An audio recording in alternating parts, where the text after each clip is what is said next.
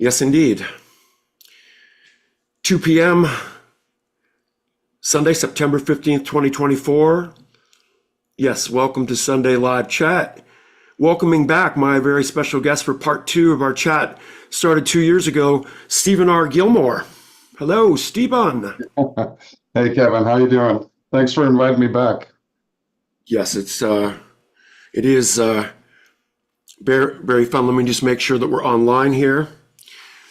Are we online, people? Give me a thumbs up or whatever that we're online. Oh, seems like we are. Okay, I see us now. Yeah, sometimes it gives you this mystery about are we on or are we not on. Hello, Matthew, Jessica, Databomb, Tony Lipbird, and cEvin. Welcome to the chat number 300, Stephen. Oh, wow. So I'm honored to have you as the guest. 300. Yeah, Jesus. the guest of honor. I know, I can't believe it myself, because actually I said in the last chat too that when I first started doing this, when COVID first started, that you were my first idea of somebody that I wanted to talk to. But at that time, you you didn't have the equipment, and you were also very shy about it. And No, I didn't get you until 2.5 years later. that's right. I was Yeah. honored then, and I'm again honored now. Yeah, no, I'm still nervous, Kevin. I don't like live interviews. That's why I like, when I can just do it with an email, I can think of all my answers and make myself sound really clever. And whereas when it's live, it's like, oh dear. And thank God I don't have any drinks either, because then I really start putting my foot in my mouth. Oh, maybe we should do it at night sometimes. A nighttime edition. Oh no, That, there'd that, be so that, much foul shit coming out of my mouth. It wouldn't be good. yeah. Well, welcome again. It's not that early and not that late. Perfect time here, 2 p.m. in Los Angeles. Of course, we both live here. Yeah, So what we're experiencing lately has been what we call the hell of the year. Uh, yeah, and this yeah. year it's been earthquakes, starting with one number earthquake to frame up the season. And then I love how you always remind us each day. Starts at 101 is pretty bad already. Yeah, We start to climb up on the second day, 105, and then yeah. by the third day at 110. I'm sorry, but could you even go outside or what? I think I chatted with you for a sec where you said I can't go in my studio. I can't. Same with me. I couldn't do anything. Yeah. No, and this one felt particularly brutal because it was, you know, it was still like 90 at midnight, and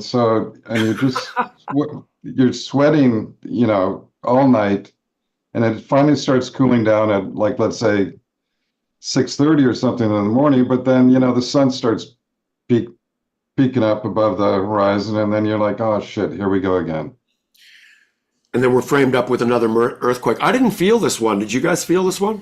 Oh yeah, yeah, I felt it. Well, Mariette was sleeping, but I was up at that time, and yeah, I was like, wow. I did not feel it. It's uncommon, but how about was it as strong as the other one that was at the beginning? No, no, it wasn't that bad. It was more Yeah, I just, thought because I definitely felt that one. it was a little bit shaky. That was it. Like, it wasn't more rolly, actually. It kind of more of a rolly kind of feel as opposed to the whole house shaking. Speaking of Rolly, R.I.P. Rolly Mosselman passed away today. Yeah, I saw that. I was expecting a classic Stephen Gilmore R.I.P. No, I piece. was too nervous about this bat to do anything like that, but I'm gonna do one later. Yeah. That's always nice to that you basically immortalize somebody with the legendary what do you call it? Is it Homage or deaths? The official death certificates. eulogy? You know, No, it's not a eulogy. yeah, Um, we've had a few this year though. Since at least since we've spoken, I see. I think we've collected them all here. But man, some true legends again have yeah, passed since our last chat, and it's You know what's kind of scary is that obviously now it's getting into our era, in our age group, Yeah. and it gets way more scarier now when you deal with this endless line now of people that obviously we went and saw half these people in concert, or Yeah. have been immense fans or inspirations of these people, including P22. Yeah. Yeah. He was the mountain lion that was living around here for some 12 years and then finally came to an end. But man, Yeah. Terry Hall, the Specials. I mean, In a Lola Brigida. Yeah. Tom Tom Verlaine, Levine. Television. I mean, I mean, that's one of my all-time favorite albums is Marquee Moon, and yeah, that one hurt.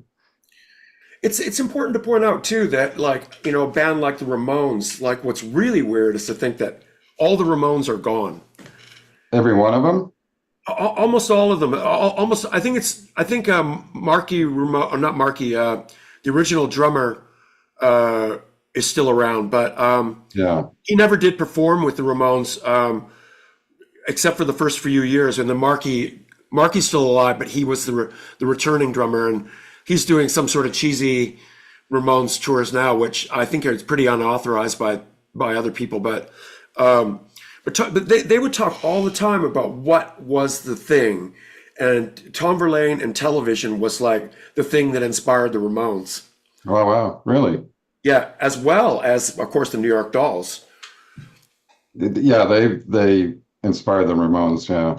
A lot of people. So it's incredible to think about how a lot of people were inspired by, at one point in time, like the pinpoint of where all of this nucleus of music begins. Yeah. Just crazy. Well, particularly New York at that time, yeah, because there was CBGB. there was the punk stuff, and then England took that over and did a really good job of it. And then there was the no wave stuff as well. This killed me. Yeah. Like my Childhood crush. preteen crush. I definitely had that poster. Did you have that poster? I Not think that one, no.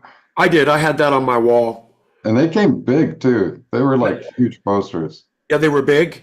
And then also I have to say, 1,000,000 years BC, like just the whole classic nature of that film, the Harryhausen effects, the score in it is it's just unbelievable. It's one of my favorite films still. And then again, come on.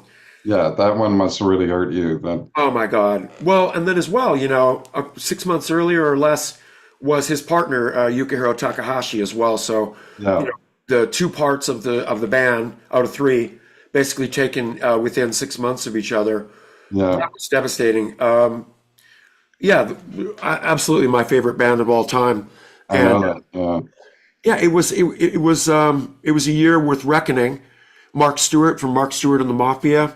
I Um, I quote him all the time. He's my what's the favorite quote? angry man. Oh, absolutely. What's your favorite? What's your quote from him? Do you have it? My favorite is "We're all prostitutes," of course. And I can't think of some of the other ones, but yeah, "We're all prostitutes" is definitely out there because that's the way I feel most of the time myself. I met him one time when Adrian Sherwood was working on some remixes for Addiction and Deep Down Trauma Hounds in Chicago with us, and I had to wake Adrian up in his room in the Yeah. hotel. But he was staying in the room with Mark Stewart, and Mark answered the door just so angry. Bloody hell, what do you want? I'm like, oh, I'm supposed to get Adrian up. He's like, oh, fucking hell.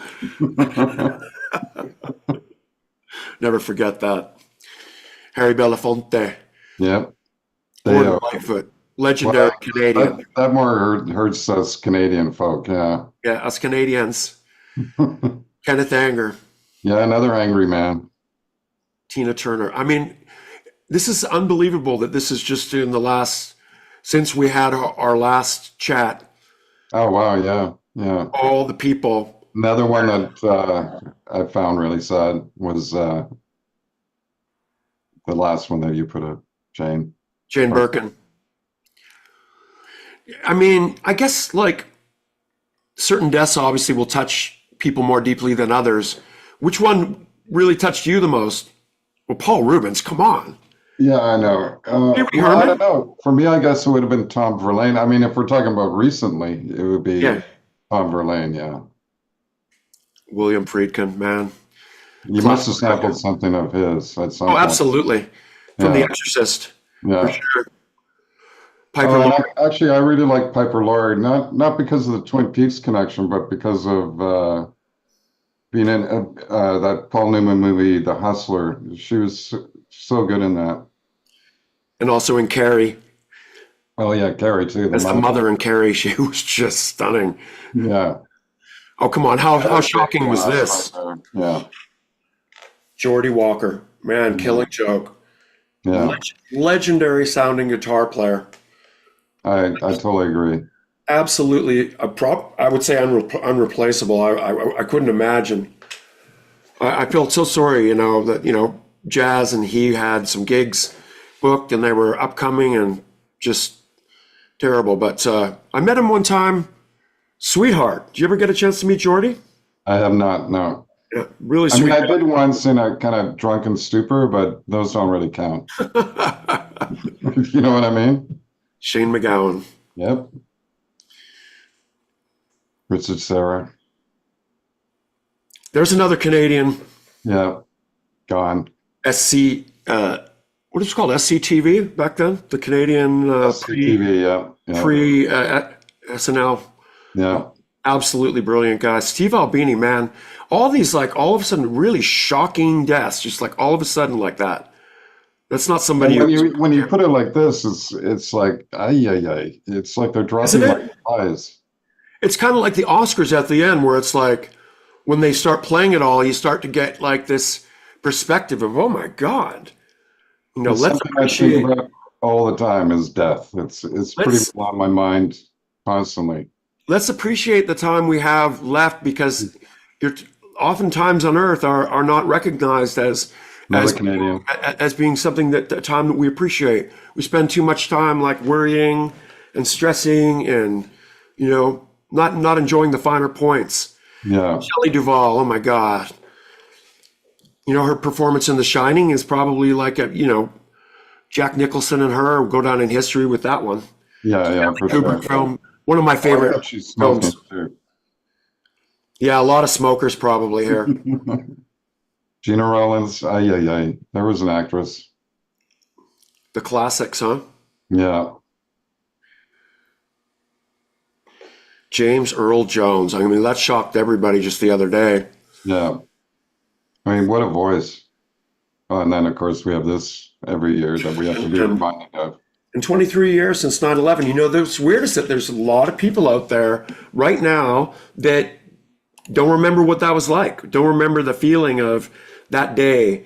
I don't know if it's like just like not corny, but if it's getting, I don't know, because I remember every second of that day, and Oh, yeah, yeah. it's not something that I think like you soon forget. No, not for me anyway. So I was up in Canada at the time, actually. Were you really? My sister phoned me and said, she thinks that there's World War III started. And I was going, you're just being over dramatic. And then I turned on the TV and it was like, holy shit, what is going on? That I also got a call in the morning, and it was my girlfriend's mother, and she was saying, "Have you seen what the terrorists have done?" It's like the worst thing someone could say to you in the first thing in the morning. I'm like, no. She goes, Yeah, turn on the TV. And it was exactly what I had thought was happening. I'm like, oh my God, it has to be something major. I turned it yeah. on. There it was. I was like, oh my God.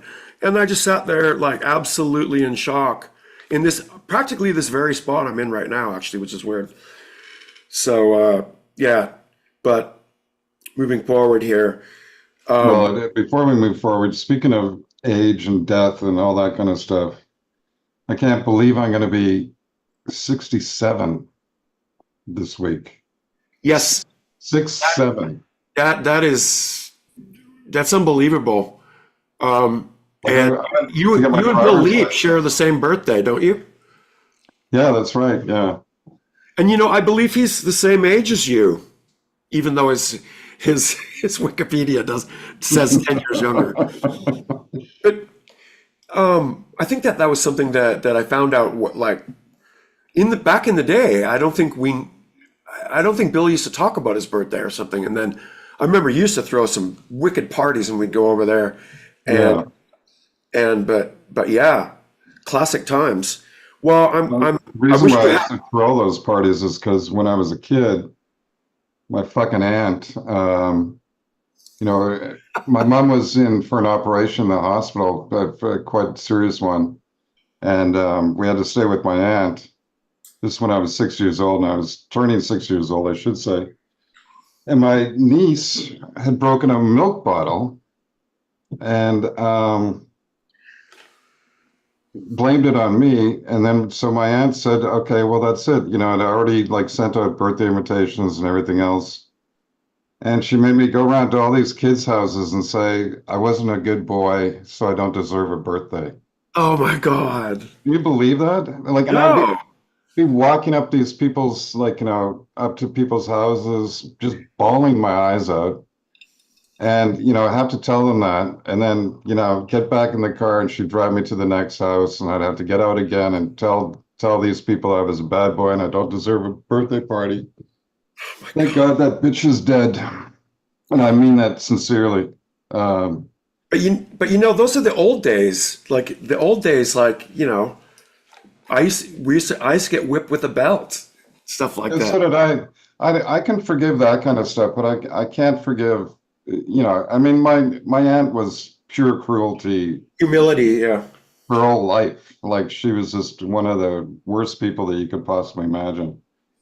And, She, you know, I can't imagine having to be her kids for, you know, however long, like 18 years or something. What a torture. yeah, well, it's kind of like makes us harder people when we survive things like that after we're able to hopefully be a little more thick-skinned. I guess. Think if that's more for me, that what gave me a thick skin is doing commercial artwork. The amount of rejections you get. Are you having a party this year? No. No party. Well, maybe we should. I mean, there's a lot to celebrate. I mean, you're celebrating your birthday, and always wondered, you know, what was your feelings about witnessing the final Skinny Puppy show? I thought it was, I mean, I thought it was beautiful in one sense, but it was also devastating for me anyway. It's like emotionally devastating. I mean, it's just like, and I'm glad you kind of, you know, brought it up because I was going to bring it up myself. And yeah, it was beautiful and sad at the same time. Yeah, I mean, you can only imagine. So the thoughts about you know, a long history Yeah, come to mind, and I can imagine that it must be that way for you too, because you've been there since day one, before day one. before day one, and so like at this point, it's like I don't know, you know what. I don't know. One thing that really did make me blown away, though, was, you know, when you start seeing stuff like this is showing Yeah, up no on kidding. shows. Yeah. Does anybody know who owned that truck? I don't know who the owner is, but the truck has become quite quite famous as far as like within the Skinny Puppy fans world. But Yeah, yeah, so you would see things like this, and it would make you realize, oh, you know, how much it meant to other people too.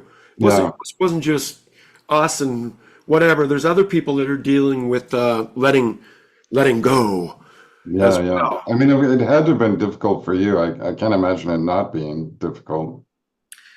And It, maybe relief of some sort too, because of your obligations. I'm putting words in your mouth, by the way, but no, perhaps there was a relief in some sort as well.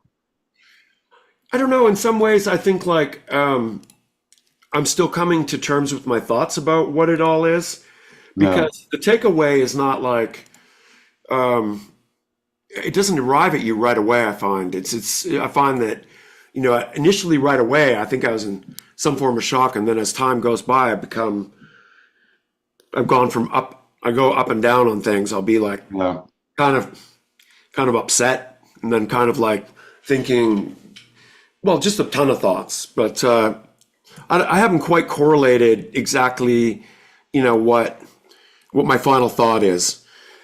But one thing I do know is that in the last chat, we were able to go over meticulously a lot of the artwork we did together.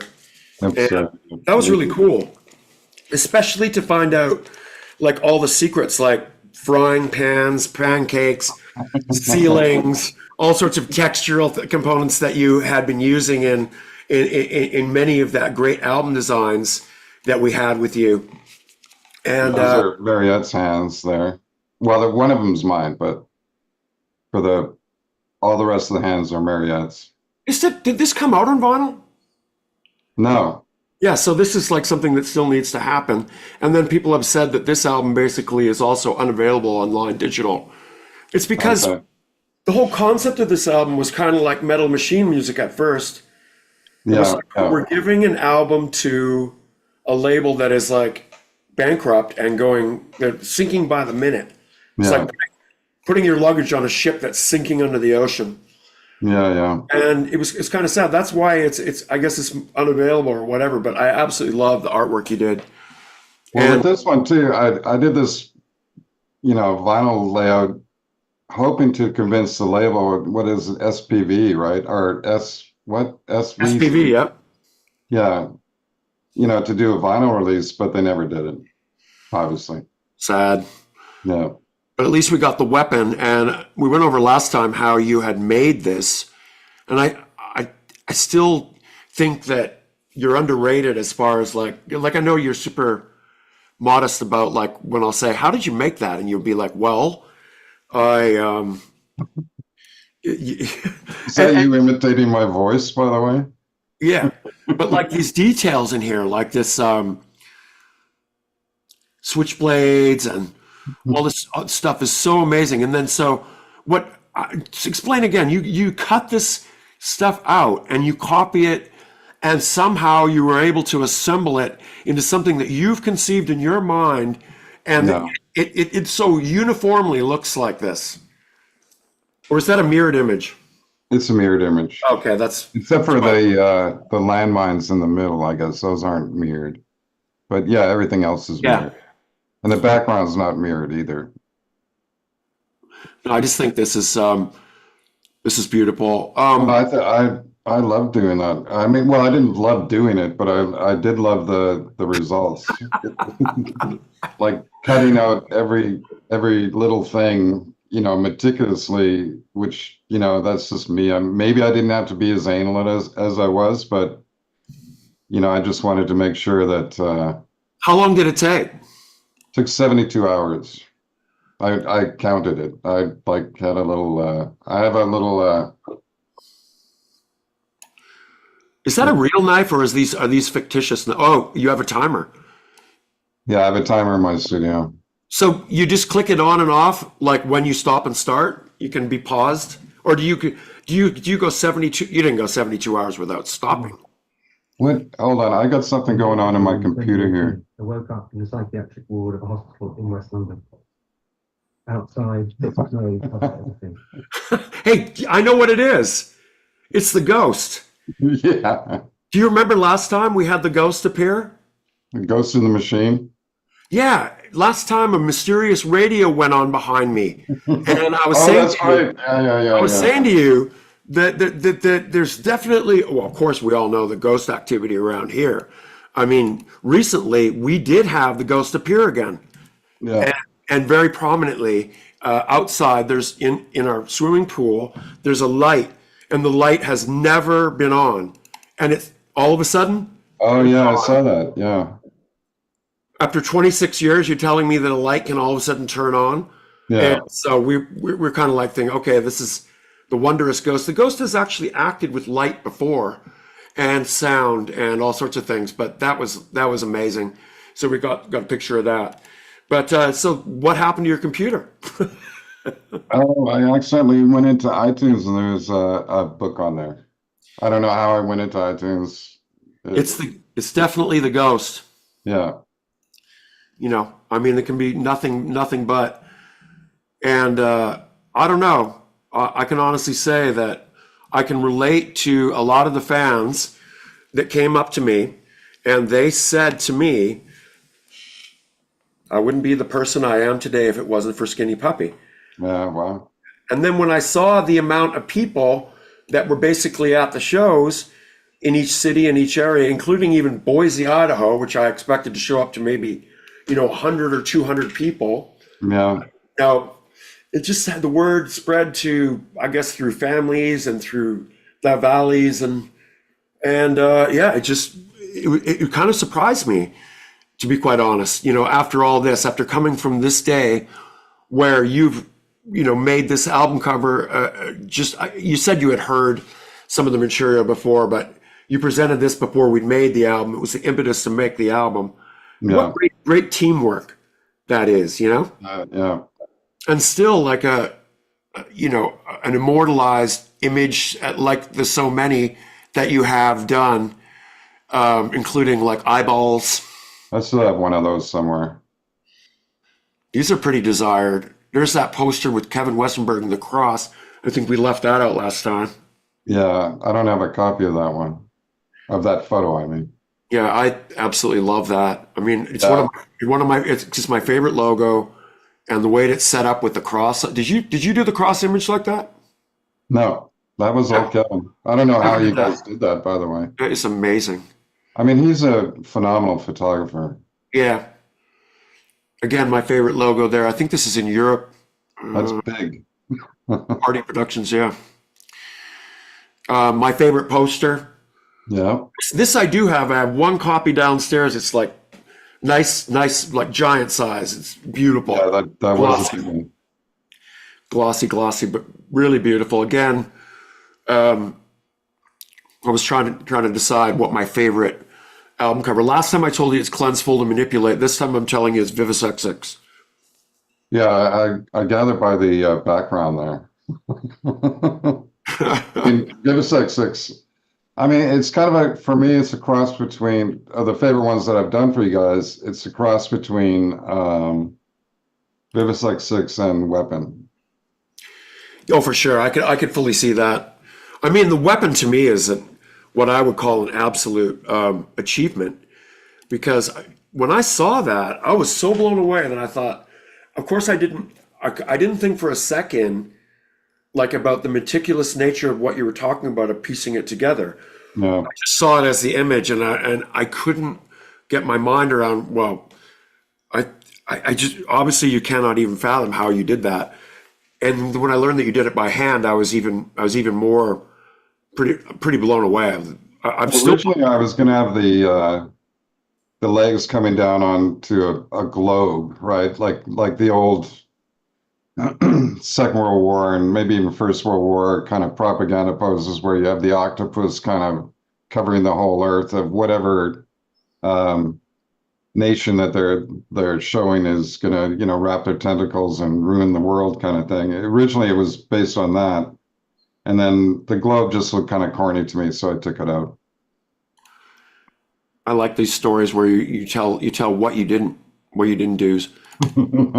What was the thing you were talking about this recently about this face? It's from I forget the actor's name off the top of my head, but it's from Deathmaster. I think that's a great face. And It was supposed to represent the medical industrial complex, basically. wasn't it funny though at this time that this 12-inch was actually supposed to be called Dog Shit? Yeah. I mean, what would you have done if they said, okay, you can go ahead and call it Dog Shit? Would you still have had the same guy, or would you have thought of a different image? No, I would have the same guy. But then the guy would be sort of like his whole intent would be a little different. It would be true, but I mean, with the medical symbol in the middle and stuff. I mean, I wanted to carry on from what we were doing with the Vivisec 6. So, and it's the same with the tester single at the same time.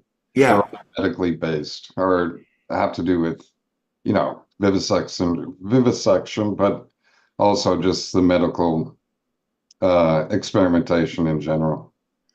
Again, we've gone over immense detail in our last chat that we did. It's 2 hours and 40 minutes long. We go into minutia, especially, about everything. But as I was saying, I always love, my favorite thing about the designs you did is always the lines that you would get for the blowing up of images that would then into that the lines. What do you call it? Yeah. I mean, that was a screen thing that you could do at the time. You can do it in Photoshop, but it doesn't have the same kind of feel to it as a camera does. Yeah, But, no, I love it.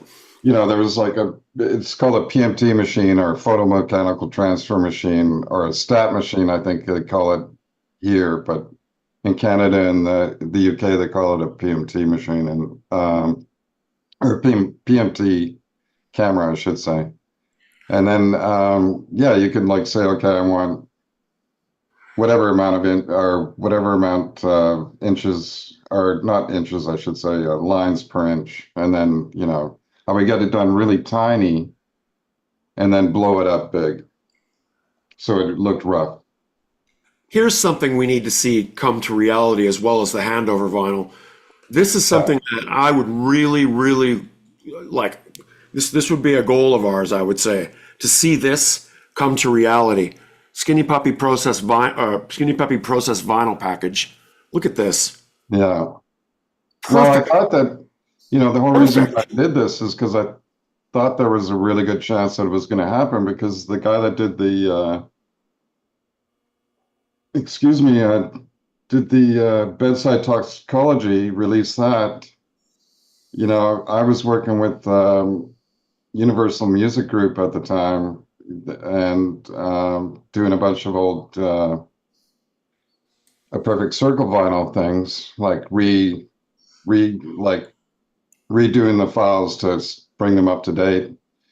And then, it sounded like he might have been able to get the licensing from them, and then they just ghosted him. Well, and what's the weird thing is that we don't get statements from anybody. So isn't that like breaking the contract when you don't get sent any statement whatsoever? Like in regards to I don't know. and stuff like that, or it doesn't even, can you even stream it or not? We should really. This is the thing, is it bugs me that it's kind of in this gray area, and then everyone's kind of afraid to go near it. From anybody that I've since tried, like Artifact, I've tried to convince them to go near it, and it's not easy. It's not an easy solution, because when I did contact anybody from American, they just got back to me that, oh, I'm sorry, we sold the rights to this album to Universal, and then you talk to Universal, and then they'll say, well, we sold the rights to this to so and so, and then so basically, well, it all boils down to maybe we should just go ahead and do it. Yeah.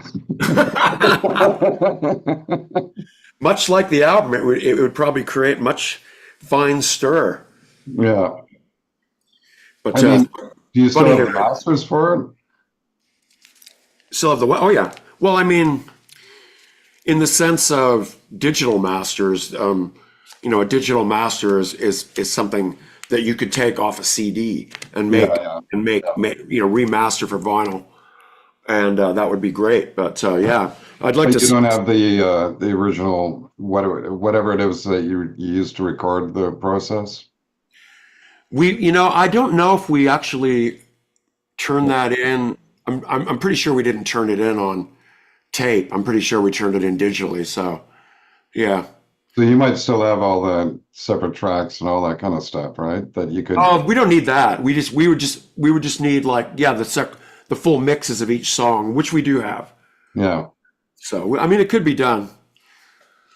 Severed Heads. I was going to say the other day that when we were listening to Severed Heads, when they first came out, it was probably the most influential. I'll never forget the first time that I ever heard Severed Heads. And I'm so glad that we were enabled to have this relationship with Tom, where he came in and did Assimilate for very early on, and then came back and did Chainsaw, and then you got in there and were doing the album covers and stuff like that. Network brought Severed Heads over for their first North American show. Yeah. I remember Bill Lieb and I picked Tom up from the airport, and Bill and I were talking about this other day, how we were referring to, remember when we picked up Tom? It was like, we hadn't made any music. Well, we didn't think we were serious. We were making in the apartment, but we were seriously starstruck when we picked up Tom. Well, he actually stayed with me for, I don't know how long, like maybe it seemed like a long time, like maybe a month or something. Yeah, that's amazing. We went over it in the last chat how you had said that he had made Hot with Fleas there because of the hot summer, and then he had to stay downstairs. That's right. In the room that has carpet over dirt. Yeah. And has all elements of all seasons. Yeah. So in the winter, you could be live amongst mushrooms, and in the summer, on a hot one, you could be hot with fleas. Well, because there was a flea outbreak that summer. That year. And we didn't even have a pet, but the carpet was full of fucking fleas. It was horrible. That is insane. But I think that the relationship that we sowed with Tom in Vancouver was quite amazing, as well as how we were able to meet so many people that like we were originally inspired by. And Yeah. I've had a few questions about inspiration, about what was it that like originally inspired you? Oh, fuck. I don't know, Kevin. I mean, I've got so many. Neville Brody? Well, definitely Neville Brody, yeah. I remember that was something that we used to talk about. I think this was pretty high on the list. I actually have that like flat. Like I went to visit Neville Brody in London, and he gave me, like, before they wrapped it around the box set, he gave me like a flat print of it, signed it for me. It's up in the storage in Vancouver, unfortunately. Yeah, you got to get that out. I mean, it's a great box set. Did he just do the album design covers for the albums as well? I think he just the box. So no, because they're just black and white of the original albums, right? Yeah, oh, look, I'm disappearing. Yeah. The only bad side of this green screen stuff. Yeah, no, I don't think he did this 20 Jazz Funk Greats. No, he didn't do 20 Jazz Funk Greats. I do know that he did Malinder's Cool Down, which is of the era one of my favorite 12 inches. Absolutely love. Yeah. You were the first person that ever played this for me, by the way. And the other one that he did for Melander, the album, he did the album artwork for that too. Neville Brody did. Powwow, was it? Or Wow, yeah. yeah. Yeah. Well, he did a lot of stuff for Fetish Records. And that's when, that's my favorite period of, there we go. 23 Skidoo. There's Powwow. Powwow. That's one of my favorites, Eight-Eyed Spy. That's Not a great one, huh? but I do. 1981. Yeah. Eight-Eyed Spy. Zev. Yeah. This one, of course. Yeah. Temperature Drop. And the box set. Yeah. Look at that, the Bush Tetras. Actually, I think I have that. This is 7-inch, right? It is a 7-inch. Yeah. Yeah. That's my favorite Neville Brody design right there. Right there. DVA. There you go, folks. 1981, Thirst by Clock DVA. Is that a 7-inch? No, it's an album. That's an album. Yeah. 23 Skidoo. I like all that work too, actually, and I love all the 23 Skidoo albums too. Yeah. Bongos, not my cup of tea, music wise. I mean.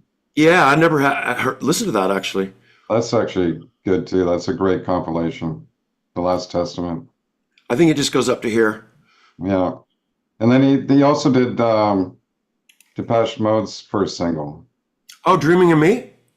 No, not Dreaming of Me. No, the other one. The one right after that. I think it's got a cat on the front. God, what song is that? I can't get enough. Yeah, that's it. Yeah. Both those songs were played at the Love Affair. Oh, absolutely. And they sounded spectacular. Yeah, that was such I'll never forget how good they sounded.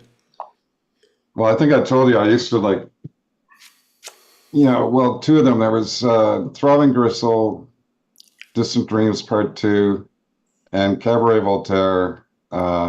Seconds Too Late. Before the Right, club right. opened, I would like put that on and just stand in the middle of the dance floor and just go, "This is fucking amazing." Yeah, Seconds Too Late is one of is my favorite Cabaret Voltaire song. Yeah, I think it's mine too, actually. It's just it was the thing that just it would just take your brain the first time you heard that and just open it just to such a wide dimension. I love Is playing that a that. Neville Brody sleeve as well? Seconds Too Late? No, No. no, they were kind of, I don't know, maybe not copying, but they were very similar to what Throb and Gersel were doing at the time, with the green and Right. black, and had that same kind of vibe anyways. I think Neville Brody started with maybe Red Mecca around that Okay. Yeah. really early. And that's a pretty simple sleeve for Neville Brody. Yeah. It's funny if you look up Neville Brody now, he's just gone completely corporate. Oh yeah, yeah. Like he does stuff for banks and everything. And there's rarely any mention here of like his album covers. You have to go digging to find really his stuff with relating to albums. Dunkin' Donuts. He still It's does great work. yeah. I mean, Well, I mean, it's now, I mean, who knows how much of it he actually does himself, but yeah, because it's Brody and Associates now. yeah, it's a big, huge studio. He's probably hiring like all the best of the best Yeah, just to like get all this stuff going. But yeah, no, I'm sure like obviously it shows that he didn't just stay doing album covers, but has extended himself across all platforms, as he says. yeah. World's biggest brands, celebrated institutions, and dynamic startups. It's not to say you aren't doing the same thing by diversing out too and doing so many different things that we covered in the last chat. Yeah, I mean, I do a lot of logo work and things like that. Well, you got to put bread on the table, right? So, Yeah. and you know, before 2008, you got paid really well for, let's say, album covers, and now it's not so great. I mean, it's not bad, but you know, it the record labels just aren't paying what they used to. You know, uh, it's just so weird too because it just seems like how could it have been in the old days that everybody got paid better to do what they did? You got great album budgets, you got good advances, your album cover art was paid well. We basically were basically more supported by a record label back then than we are now. In that Yeah. sense. Well, now it's almost like it's, unless you're who's that, Taylor Swift, or it's geared more toward that. I suppose it's always been, but um, where they can package it up and make millions, if not billions of dollars, as opposed to, breaking even is just unheard of. And losing money, there's just no way. They just don't want to lose money at all. I believe we came from the era before people started looking at things with dollar bill eyes. I think Yeah. that they still sign bands for artistic reasons. I mean, I Yeah. can see no other reason why we would have been signed to Capitol Records. Yeah. That was strange, but thank God you did get signed by them because it gave you a really good distribution. And again, they were the best label I think that we ever collaborated with. I really enjoyed those years working with those guys. And then, as I think I've mentioned earlier, that because we were relatively taking small advances compared to artists that they were trying to develop and Yeah. then inevitably lose money, they told us that they actually made money from Skinny Puppy Records. And Yeah. it was kind of like a pat on the shoulder. And I was thinking, wow, oh, great. That's why we get treated so well when we come to the office. But there Yeah. was Yeah. nothing as cool as going to the Capitol Tower, being an artist there in the day and being Oh, I used to love going up there. treated well. Yeah, that was just brilliant. Did you It ever really get made taken you up feel on the like roof? Hollywood, yeah. No. Did And you ever that go up on the roof there?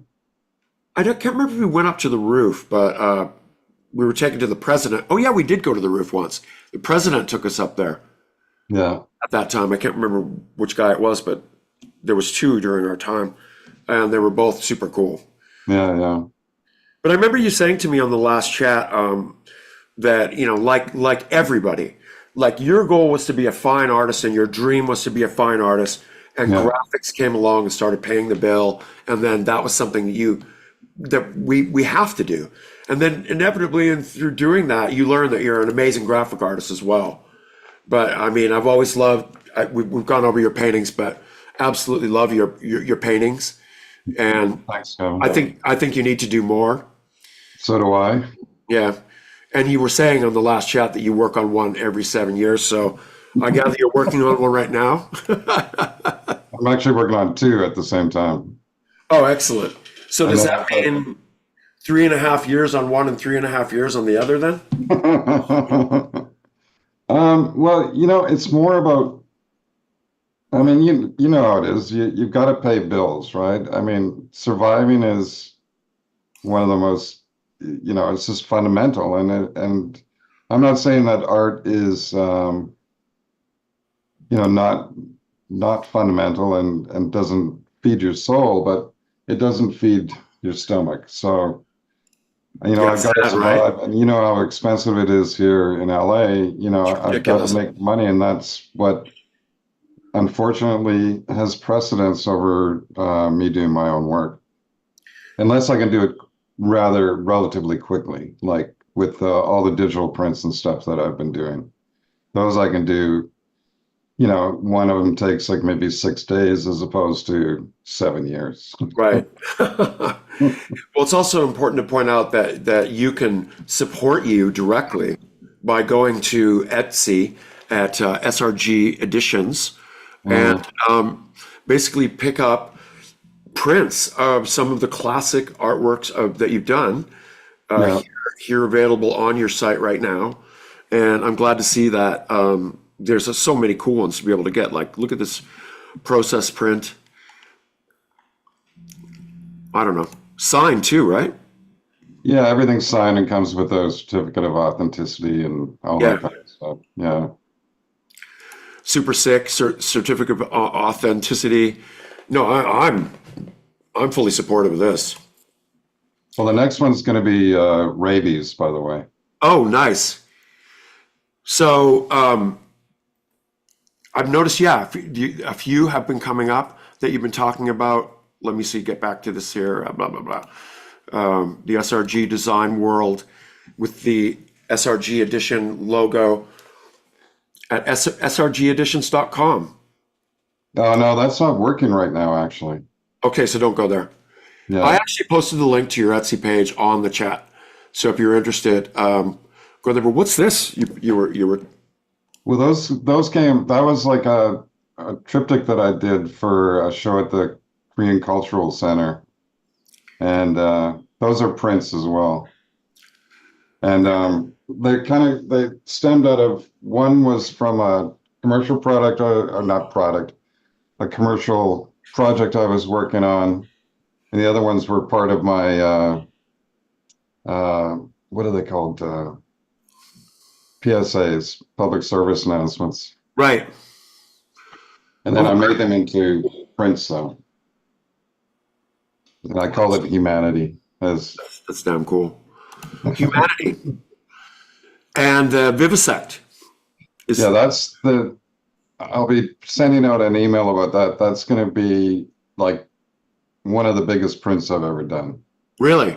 Yeah, it's, I believe it's 42 by 62 inches. What? Yeah.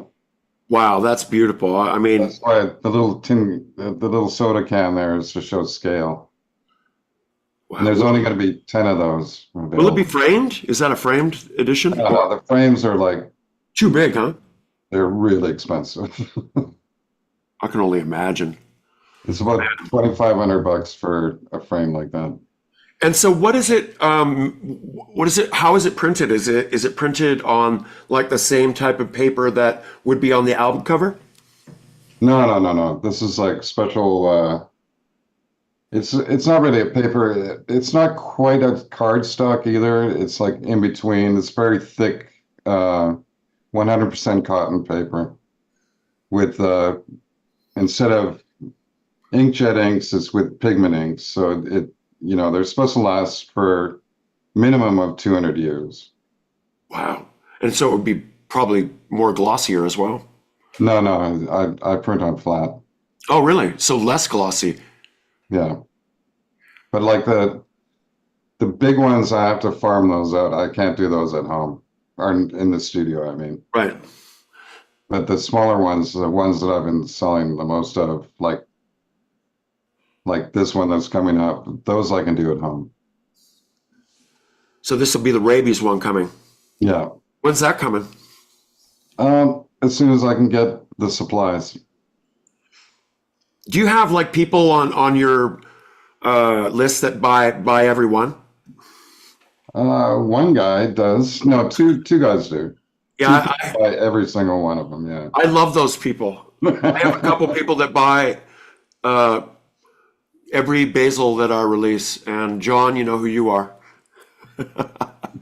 We love you. We love you guys. I mean, that's the that's Well, the one way. of them is a friend of ours. That's Josh Hawley. Oh yeah, He buys everything. Josh Hawley, man, the guy's true supporter. Yeah. And Black he Line bought Image. one of the big Vivisect 6 ones. Oh wow. And another one went to a guy in Germany, and then another one went to somebody here. But that's just because the one that I did for the guy in Germany, which was kind of the catalyst of why, why I finally did it, is because he kept on saying, when are you going to do that big print? When are you going to do the big print? And I went, okay. Because I was working on another big print for somebody else of some of my other artwork. And so I looked into it and said, okay, I'll just start doing it. Yeah, I think that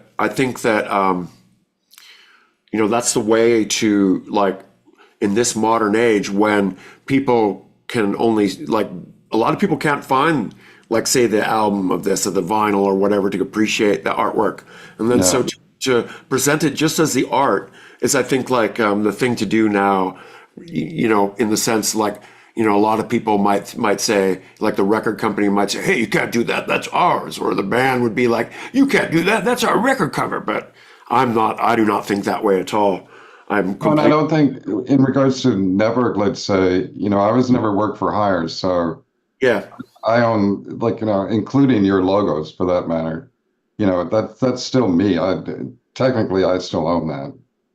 Yeah, I mean, in the sense of, well, of course, nobody else designed it. You did. No. But look at that. This is the legendary frying pan. Yeah, that is. I'll never forget it now. If you want to know the story of it, check out the last chat. And But I yeah, still have it. I still have that frying still pan. have, still, huh? Even a couple years later now. Yeah, no, I'm never going to get rid of it. It's with me, and it doesn't even have a handle, so it's totally useless. Here's one thing I thought that was funny and cute, kind of, is that, you told me on the last chat that you were kind of angry about some of the designs and stuff like that, how Network handled it and stuff like that. So you basically just threw them away. So they couldn't be remade. But yet, you'll hang on to the frying pan. Well, no, the thing is too with yeah, I mean, yeah, I think there was like a fuck you kind of attitude when I threw all the original artwork away, but there was also, it was a lot to drag around, you know what I mean? And I was moving Yeah, to I know what you mean. California, and it was like, do I really want to drag this stuff? Because nobody's going to want it. Now you wish you probably had it though, right? Oh yeah, I totally wish I, Could yeah. could do an exposition with all the original stuff. Well, no, not really, because it looks like crap. Like, it's got all these layers and, writing and stuff. Remember how many layers there used to be on these things? They were like sheets deep of stuff, but to us that was like seeing it like before it got turned in, I saw it a couple of times like that. It was mind blowing. Yeah. Did you Yeah. have to prepare all those layers like that? Yeah, and it was all guesswork, right? So you didn't know what it was going to look like until it was done. And it was like, and yeah, I made some mistakes too along the way. There's, I You know, what's the 12-inch anthology called? The Skinny Puppy one. Um, you mean remix? No, it's not the remix distemper. It's No, I think it's just called the 12-inch anthology, isn't it? something like that. That one I wish I could redo. That's one of my biggest regrets was that Why is that? I called the wrong colors out. Like I thought it was going to look cool, and it just didn't look cool to me. It I did. think it does. I would not single that out as being like any less good than any of the other ones. I mean, I don't have it quick to pull up here, but you know, Yeah, but I it had was a more simple than some of the other ones, right? yeah, Yeah. and my relationship with Network at that time was kind of waning, to put it kindly. And so it felt more like a chore in a sense. And that's no disrespect to you, by the way. I was, you know, and what I had envisioned, it just didn't turn out. It didn't turn out the way that I thought it was going to turn out. So that's probably one of my biggest disappointments because I Well, particularly like the album. So it's yeah. like the music, I mean, and so I wanted to do it right, and it just never felt right to me. And if I could redo it, same even layout, just the proper kind of colors, I think it would have looked a What lot would you better. do different if you got to do it again? I would make the background darker. I would use like now I can, um, I can take two images and make one out of them, like for the cat skull, let's say, and things like that. Uh, where it's that you couldn't do that kind of thing at that time. Yeah, Yeah. I would just make it not that much different. Just the coloring, mainly just the coloring would be all different. I mean, I don't know. I get it. I mean, so what you're talking about is this one, right? Yeah, there it is. Oh, it is called 12-inch anthology. Yeah. 12-inch anthology. I don't know. I don't see anything wrong with it other than, well, I mean, come on. It is an anthology, so you're dealing with texture and you're dealing with dig it Yeah, in yeah. that sort of sense. I don't know. I don't think it's bad at all. So just imagine with the cat skull, like with the velvet in the background. The background, instead of it being dark blue and light blue, have that black with light blue. So it's Okay. more like the chainsaw sleeve. Right, right. And that could have been, I don't know if that was my mistake or it could have been the color separators mistake as well. Right. Because it seems kind of weird that I would call that color, but I can't remember anymore. Yeah, So yeah, I don't think it's bad at all. okay, well, thanks. No, it's just, you have regrets, right? Yeah. Or you go, oh, I'd like to tweak that, or that's not quite what I thought it was going to turn out like. I don't know, maybe not with music. It probably doesn't. So what you're saying is it probably won't show up in the store. No, it probably won't. No, But that's there's one of my lots of other good favorites. ones. Yeah, that bites image. I think like, anytime you ever use something to do with skulls, it was always successful with Skinny Puppy. Well, I mean, skulls. People love skulls. I mean, Skulls, X-rays, yeah. you know. I mean, I'm going to be working on a huge painting. How big is it going to be? 62 or something by 72 inches of just a skull, nothing else. Just a skull on a black background. A new skull, a new idea. Well, actually, I'm going to be using this skull, except for the whole skull, Yeah, and just painting it onto a black background. That's it. That's going to be the painting, just called The End.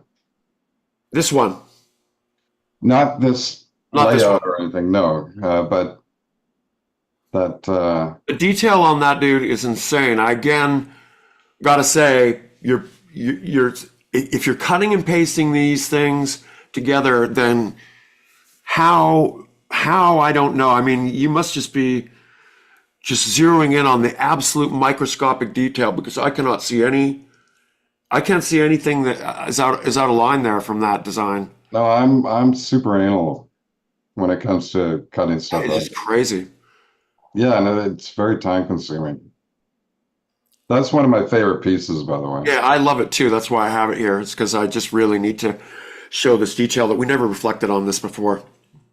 Yeah, no, that's amazing. And again, it's kind of like the weapon, where you probably Totally like the weapon. Yeah. yeah, you wouldn't think like that somebody has pieced this together with like their hands by like I can imagine you went looking for the particular top of a building that you liked, and I don't I know. just look for a lot of religious buildings. Yeah. The end result is just, I mean, it's a futurist, completely futurist. Yeah. Love Well, it. it's anti-religious statement as well. Anti-religious statement. Yeah. And there's one that always makes me think of your mom, actually. Yeah, the center bullet. Yeah. Originally, the story was about a broken heart, and that was the meaning of the center bullet. But I sent it to Edward, and he wrote a song about getting shot in the head, which was okay. Yeah. But again, back to the handover image. I Yeah. think, yeah, that on its own, is that how it came as the print? Comes as the print? If I ever do it, yeah, that's how We it haven't will. done that yet. I mean, I did make a print for like a collage thing in, oh man, I can't remember what country it is now. Poland, I believe. It showed in Poland. It's really cool. I don't know. I mean, when we released Handover, I thought, I didn't really think I liked the album as much as now. I like it better now, years later. I guess it's like happens with everything where you can like something better after because you can hear it and not hear it the way you hear it when you make it. Are you like that too, where you get like a year or 2, 3, 4 years later, and then you look at one of your designs and then you feel you can see it with different eyes? Oh, totally. Yeah. And then the stuff that, because I just finished redoing my portfolio and uh, you see stuff that you were excited about at the time, and then you look at it now and you're like, I don't know, that really didn't doesn't Right. work for me anymore. But then I might look at it 10 years from now and go, oh yeah, I can see that works. Yeah, I guess that's what you need is sometimes you need to get, a breather and then come back and then take a look because when you look at, obviously when you look at the classics like like this one you got to be happy with, right? It's got the same skull and it's got similarities to the 12-inch anthology, but Yeah. it's texture. Yeah, I just finished completely redoing this from scratch. Why? Because I wanted it perfect. So what is it for? You're going to make a series, a print for that? I might make a print of it, yeah. Yeah. How do you go about redoing something in this case? Because I've still got all the original photographs. So, Oh, cool. I mean, I did have to redo the texture type and, and still have the logos and things like that. So what is it about modern technology that makes it better? Is that you can get a higher definition photograph? Or, I mean, if you're using the original photographs, how do you get it to be better? Well, I can get it to what the colors are actually supposed to be. Colors. That's what it is then. Yeah. Or like, the depth of field too. Like, this one in particular, this was a 4x5 transparency taken of the cover, right? Yeah. And, so you're losing something in that process, but you just keep on, it keeps on degrading. It's like, from WAV file to MP3, I guess, is a way Exactly. and you start losing details and things like it. Because I look at this now and I see this, the red velvet in particular it's just not right. It should be not so blown out, I guess. Yeah. I mean, I wish I could send you the one. Oh, yeah. Keep me posted. No, I can. Hold on. Let me just. because I have it on my desktop right now. I wonder if I can hide this. And No, I can allow it so you can share screen if you know how to share screen on Zoom. I do not know. Okay, so you could just send it to me via Facebook Yeah, Messenger. let me see. And then you can like kind of, Okay, let's see. okay, let me see. This is live transmissions, folks. Okay, where is Facebook? There it is. Kevin, there you are.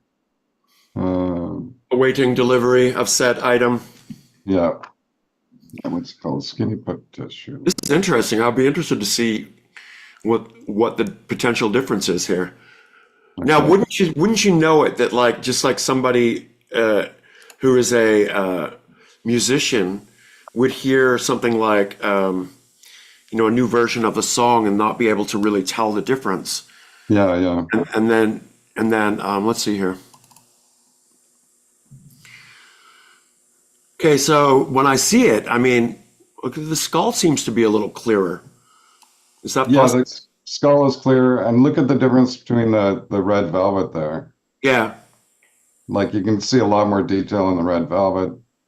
And actually the syringe is clearer as well, but that's because I sharpened it because it was always a little bit out of focus. And so, another thing you can do with modern technology comparatively to when I originally did this.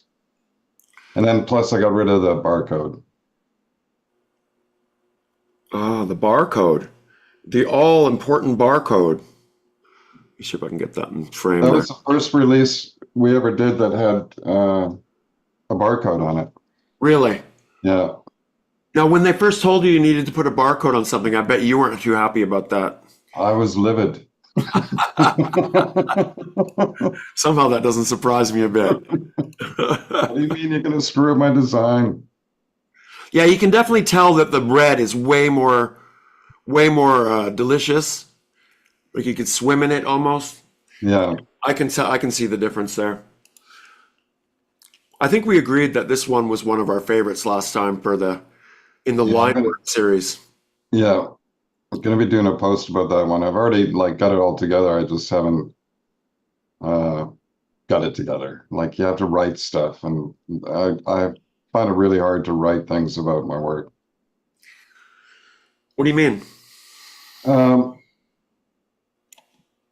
well, I just I always think that like when I post stuff about my designs, on social media, it always seems really dry to me. And You mean giving info about it? yeah, just like, oh, I did this, I did that, Right. it just seems kind of boring, but people seem to like to hear that kind of thing, or the technical aspects of it. So I'll just keep on doing it that way. Yeah, I would. I mean, I love this cover, and again, we're talking about those lines Yeah, and the way that works. It definitely for me is. I think if you really want to hear a lot about this, go back to our last chat.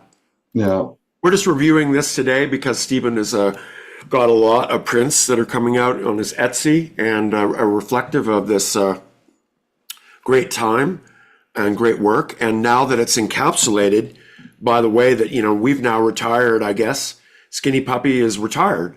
yeah. This is going to be like, I guess, relics, you might say, ancient relics. Well, they are ancient relics, Kevin. They're 40 years old. Aren't they? Almost all of them now. Yeah. Well, not all of them, but Well, I mean, when we get into the new world here, when we reformed and did albums and you were collaborating with different concepts and so on. Yeah, no, I mean, to think about how far you've taken it and how many times we've like strolled around the idea of, oh, we got to get a new cover and got to get I don't know. It's just, yeah, it's as again, you're asking me the takeaway from it all. And I'm like, I don't know yet. yeah, yeah. No, I can imagine it. It's got to be, I don't know, difficult. I don't know. I don't want to put any kind of thoughts into your head. Only you can answer Oh no, that. I mean, if you consider like, I guess our age, my age or our age, is that we're technically almost grandpas, and but the No, thing no, is, we are. Well, I don't yeah, have any grandkids, once but you get to this age, you don't say you feel old.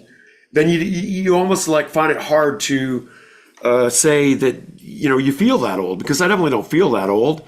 And no, I don't feel that old. what bums me about it is I really don't feel too much different than I did 20 years ago. So Yeah. you know, it's I it's mean, when I went to get my driver's license and I saw, it came in the mail, I went, Jesus Christ, look at that grandpa. It's a grandpa in there. It's not, I don't even look 40. I look like, maybe I don't look 67, but I sure don't look like a young whippersnapper, that's for sure. you don't look 67. That's for sure. So lately, you've been working on this new comic series, which is pretty damn interesting. Tell us about this. Well, originally it just kind of came out of, because I use comic characters in my paintings, not all the time, but every now and again, I use like some kind of usually an evil character of some sort, and so I started searching all these sites for just for reference, and came across a auction site that only sold like original inked art, and I thought, that'd be kind of interesting. It actually stemmed from the Hilt album cover when I overlaid a bunch of guns and women and all this other kind of stuff, like in CMYK, manually, and as a collage. And then that's what kind of inspired this. I thought, I'm going to try that same thing with all these inked pages. But tonight, she shall be your widow. Yeah, and then plus just you know, what it's all accidental, Right. There's no preconceived ideas of what they're going to look like and what they're going to say in a sense like that. Tonight she'll be your widow. It's all just happy accidents. That's always fun too. I love happy accidents. I like writing music that way too. Actually, that's how I tend to like to approach everything now. Happy accidents. Yeah. Even against the full force of my will, this thought image I occupy bends to Shumagorath's commands. And Who's Shumagorath? I like, I'm falling into infinity. and I guess from its rabies too, with the pop, bam, wow, and any of that kind of cartoony lettering as well. But I also wanted to make it look dark, like not particularly, and busy. Like it's, I don't even know how many layers are on some of these, but Super colorful. How big? Oh, these are big. no, that's the biggest one I've ever done. They're not all this big. No, they're all like regular size. That I did for somebody special. That is beautiful, though. That's how big they should be. Oh yeah, it would be wonderful, but yeah, it's very costly to do something that big. Will somebody be able to order it that big if they want it? Yeah, I mean, I've sold two of those, the really big ones, like privately. I haven't really, um, I mean, I know that the price is kind of yikes. So, I don't expect them to be flying out the door. Well, this is more like you. This is like kind of like, okay, you're entering the world of what you enjoy here, and Yeah, you for can kind sure. of tell. So I mean, it has to be seen as for what it is. It's really no different than say what Warhol would do, or Yeah, no, I mean, really, it's still, it's appropriating images, but in your own way. You know what I mean? yeah. I I, love them. I think they're great, and just the overall color, and I don't know. on this tour, I was actually able to go visit the Warhol Museum in Pittsburgh, and it blew me away. I was Yeah, I not, bet. I haven't been to a museum that really, touches, like really makes me, what, like, holy shit. If you haven't seen the Warhol Museum in Pittsburgh, wow, it really blew my mind. Yeah. It made me realize like some of the pieces in there are so big. Like one Yeah, is some like big this one of Elvis, this one of Silver Elvis is must be 100 feet long. yeah. And I said that must be worth so much. They said, oh yeah, millions. So yeah, it's a delight to see. But this is what this reminds me of. It reminds me of your fine art side, or maybe not. No, you do the fine art side. You do the classic acrylic oil painting. Yeah. And spent 7 years on it. But I gather you don't spend 7 years doing this. No, these take about 6 days each because I have to, retouch them all, like retouch all the things that I'm using. So that takes a little while.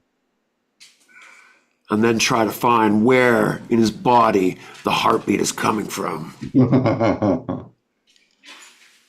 And again, it's kind of like, you just start laying them up on top of each other, and I mean, there is some control, like, I want to do one more orangey, let's say pink and orange. So, I'll mainly just use those kind of colors as opposed, and then very little blue. But I use the same colors as well for each one. It's cyan, magenta, yellow, red, and this kind of grayish overlay color and black. These two colors are, I love how that, like, commonly I find myself attracted to the combination of these colors of pink and blue, how they sort of resonate off each other. Yeah, yeah. Really like that. Well, that's the great thing about these things too, is they really draw you in. Not so much online, but certainly when you see them in person. Yeah, there's a lot of them too. You've been busy. Yeah, there is. I haven't posted any for a while because I thought people might be getting, sick of looking at them. No, I highly doubt that. Um, I also sold like the one that ordered the big, huge print. They bought 8 other small ones as well. Wow. So the small ones go up their whole stairway, and then the big one is at the very top. That would be killer. Yeah, no, I would love to have one myself. These ones I can make for myself. Yeah. Ones they're a little bit. Well, I think you said that earlier when we were talking about something, is that generally you like to make something that you like. And it's kind of like what Aaron Funk says about Venetian snares. He doesn't give a shit who likes it. He likes it. Yeah. Yeah.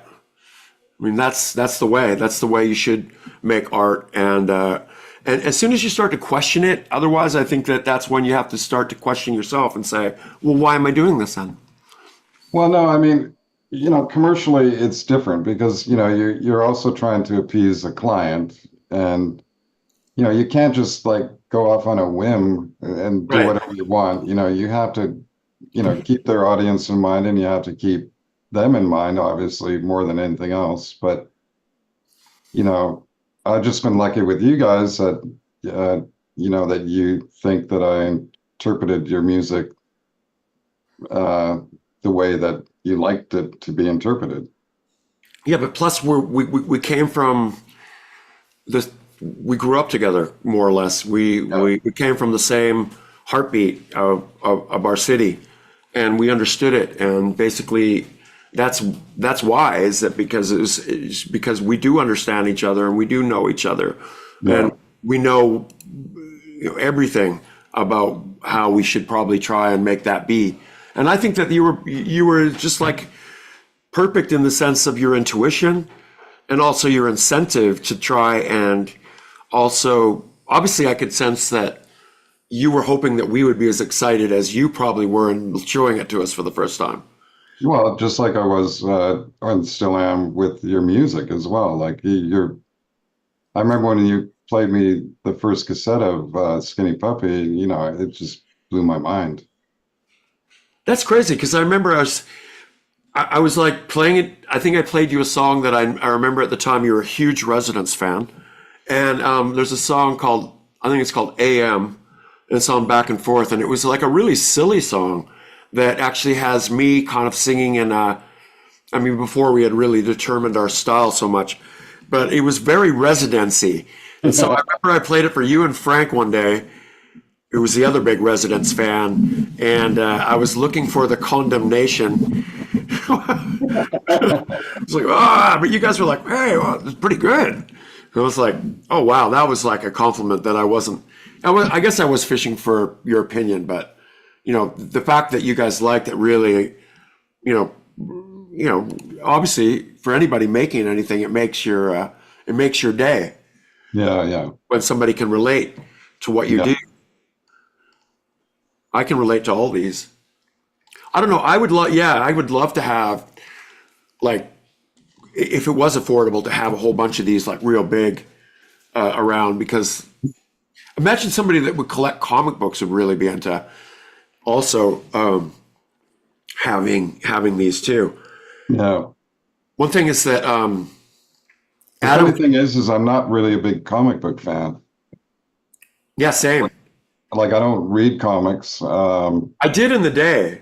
Did you in the day? Yeah, when I was like a kid, Yeah. yeah.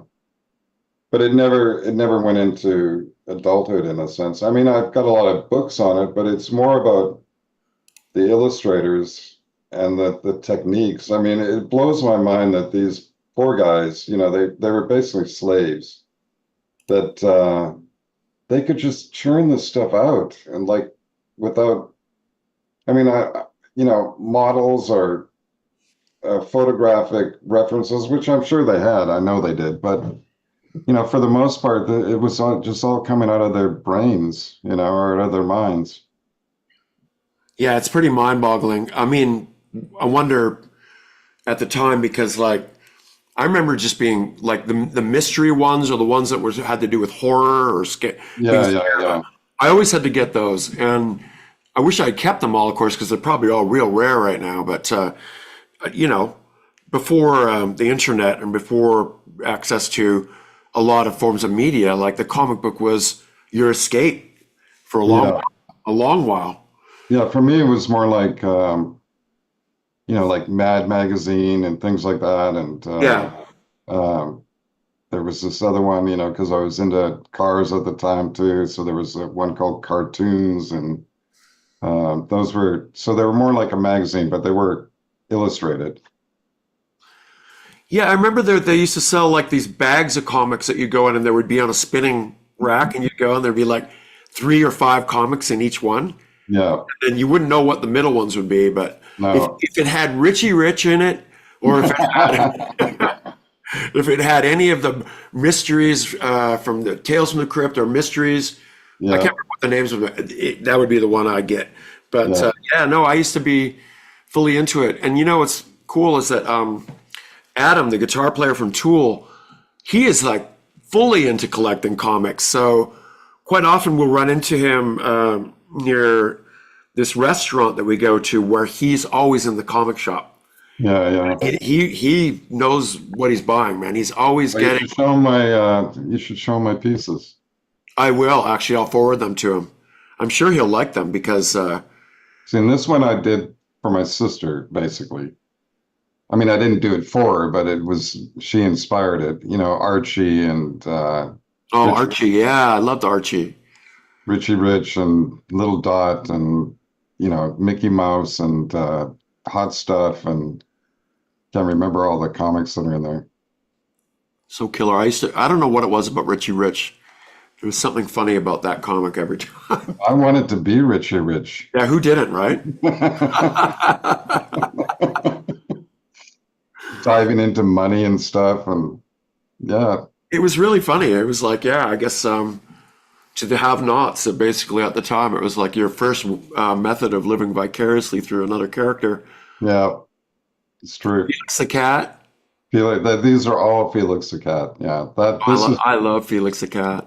this is like because I did a painting of Felix the Cat for my son, Gray, before he was born that I wanted to put in his nursery, and Bobby, who you remember, freaked out and thought it was way too creepy. And anyway, I went out because I got to hang the painting up in his nursery, and plus he still has it to this day. And then I made this with I him. think I remember it. Well, it had the flames, or kind of like flames, but it was around the same time that I did the center bullet and the tear garden. Yeah, is it possible that I saw it when I came over to your house one time? Oh yeah, Yeah, I did. without a doubt. I remember that. And this is all based on like Ed Big Daddy Roth and Oh yeah, with the car. Crumb and all those other kind of underground comics and stuff. It's really deep. I mean, it's not something like I like how it's not like, in your typical form, you're usually very simple, and this is like almost the opposite. It's like psychedelic It's and very could be busy. dimensional. It's Yeah. like if you were on a psychedelic, you might be able to see something else going on here. Well, it does have that. I don't know if you remember that really famous poster where, Stoned Again or something like that, where the guy's face kind of slowly melts it starts out with a normal face, and then by the end of it is all just melting into the table. And you can see Oh real, yeah. I remember that guy. yeah, you can see like hints of it. Stoned Again, I think it was called. Yeah, exactly. Yeah, Stoned Again. Is that guy? No, you can kind of, I can't grab it, but up, just behind the E and the mole, Oh, there. okay. there. But he's the whole thing, but you can kind of make him out there. Oh yeah. There he is. There's some sections from it that were blown up a little bit. Yeah. Yeah, no, I love these, man. I would say I would encourage to keep continuing on that. Well, the next one, ironically, is going to be like what you were mentioning, the kind of comics that you really like, the not true crime, but I remember one was called Crime, and then there's like Tales from the Crypt and all those kind of things. So I'm doing one like that. Yay, I want to see it. Well, keep up. You usually post these right when you're done. So, Yeah, and a lot of then posting to do. you've been doing this series too. What do you call this series? God Save the Queens. God Save the Queens. It's kind of like a, uh, you know, not a, it's, living in Hollywood, you see, you see all these glamorous, everybody is glammed up, you know what I mean? And it's kind of a take on that where and these overlaid graphics are a disease, the disease of Hollywood, and obscuring I them. get it now. Okay. And then they weren't looking kind of disquieting enough, so I made them all blind as well. That's perfect. I want to do like a bunch more nuns as well. I've like collected so many photos, like on eBay and other auction sites and stuff. I just, I've only got so much time in the day, you know what I mean? And then all these Western ones were like I got commissioned to do 3 of them, and then there's a book or a magazine in Canada called Cowboy Coffee, and they're going to feature the cowgirl ones.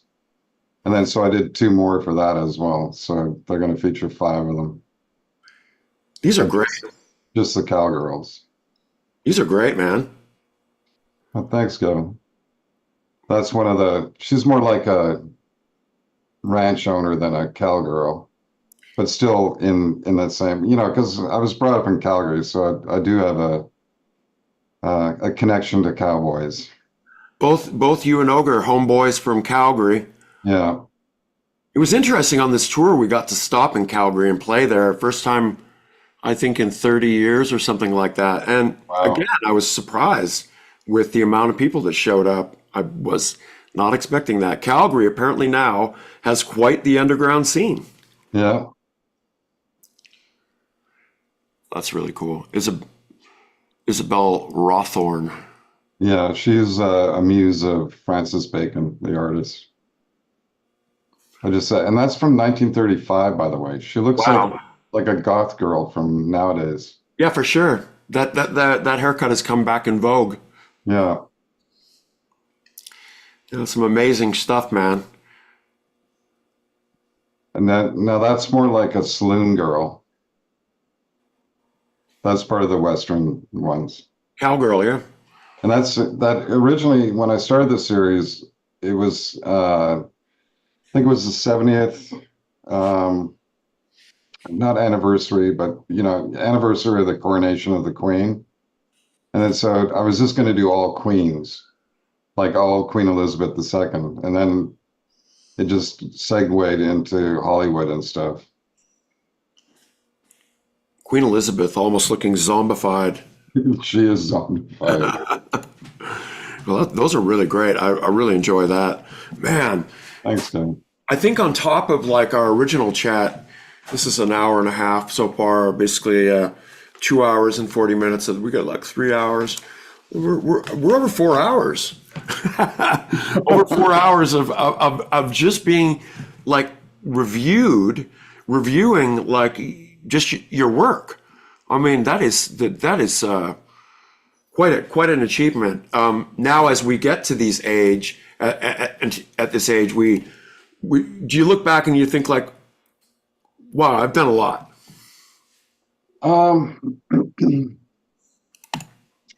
I don't know. I think more. I know this means so silly. Yeah, because I mean, when I have to do my portfolio or other things, yeah, I do say to myself, "Oh my God, I've done a lot," but but I don't feel like I've done enough. What's left in the goal sheet for you? What is it that you really feel like you would think would be the ultimate thing? The ultimate thing would be to win the lottery, buy a big house, um, have a massive studio, have all my own printing supplies, have all my own space, because you've been to my house, it's not very big. Like to be able to paint and not have to worry about money, I guess that would be my ultimate goal is just to be able to paint, period, nothing else. And then also do prints, but have somebody else do them all, not me. Yeah. And have somebody else like take them to the post office and everything else that you have to do. You were very happy when you acquired this picture. I was. What is it? It's from Shanghai Gesture. When I was looking for stuff for the God Save the Queens, Right. I'm actually doing one of her too, but Yeah, that looks perfect. but not this particular one because it's not the right kind of pose. Oh, But, okay. no, like to get this photograph and the type of photograph it was, and I got it for a steal. I got it for like, I don't know, maybe $20, maybe no more than $30. And yeah, I was very elated because I love What about- this politically incorrect makeup that she has. One of our friends basically does that where he goes around to all these estate sales and will come up with, inevitably at the end here, we'll walk out with a lot of the most bizarre things, and a lot of them are photographs. So apparently there is value in a lot of these old photographs. Yeah, I mean, this one, it should have been $600 or $700 maybe. Wow. Not What makes it expensive? because it's original. Yeah. It was on special paper. It's silver oxide print as opposed to the way that they, used to send out promo photos. It was just, regular photos, black and white photos. This was obviously done for somebody special. I mean, it said that it came from the estate of the actress, but I didn't believe it. but when I got it, I went, yeah, it probably was. You know, it probably was. I mean, that's how these things show up. I mean, I was just like, I just lucked out. Yeah, that is. And it is proof again that you know these finds that you get at garage sales and art sales and stuff like that from people's houses, especially around here. Yeah. Our neighbor next door, he then told us that, did you know that the Carpenters used to live in this house? And he had the Really? stuff. Yeah, he had stuff from them. And then he said, did you know one of my friends that I came to Hollywood with is named Barbara Streisand? You know, it's like he gave me a few things that were from the 60s. They were like old 60s hippie magazines and stuff like that. Because he was just, when he moved, they made him move out of there because he couldn't take care of the house anymore. It was just like trying to give all away all this great rare stuff. I should have called you over. This is several years ago, but man, there was so much good stuff. It's kind of sad. Yeah. But it's so weird to think that, you know, okay, in our lifetime, I mean, since I moved here and met that neighbor, he was talking about he had lived in the neighborhood for 20 something years. And I thought, wow, that's a long time. Because now I'm the guy that's been here 20 years. And he was telling me, oh, you know, about the Carpenters and about Barbara Streisand, about Roman Polanski coming up over. And I was like, oh my God, you know, this is like people you don't even hear about anymore. I think you've been there longer than 20, haven't you? What was that? You've been in your place much longer than 20 years. Yeah, 26 years now, Steven. Because I've been in this place for 22 years, I believe. Yeah, I mean, I've been here so long that basically I've been here longer than anywhere else, and it's hard to like at this point. Do you ever get the thought, like, I gather you wouldn't go back to Vancouver ever again? Well, it's too expensive there now. Not that LA's cheap, but I'm getting a great deal on this house. Like I rent. You'll never uh, find that again. what's that? We'll never find that again. It's the same with me. My mortgage is cheap enough that if I went anywhere else, I wouldn't be able to do it. Yeah, yeah, yeah. Because we've looked into houses around here and like to buy, I mean, and you know, we're going to end up paying $7,000 mortgage, and it's like that's Yeah. outrageous. Well, plus that, I mean, now it's crazy. You can't even it's like what happened in Vancouver. And it's kind of sad, but you know, when I went back to Vancouver recently when we did the tour and we did the final shows, it was really interesting. I will say, you know, I flew in and I was like, oh man, there's Stanley Park.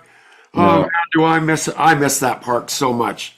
yeah, Like that is the main thing I miss. And I don't know about you, but like, you know, the rest of it, it was like, okay, it's feeling kind of same old Vancouver-y. And look, I had a weed store next to where I used to live. So I used to live in this building. A weed store. I couldn't believe that. yeah. But look at this building. Have you seen this building? I haven't, no. That building I couldn't believe it.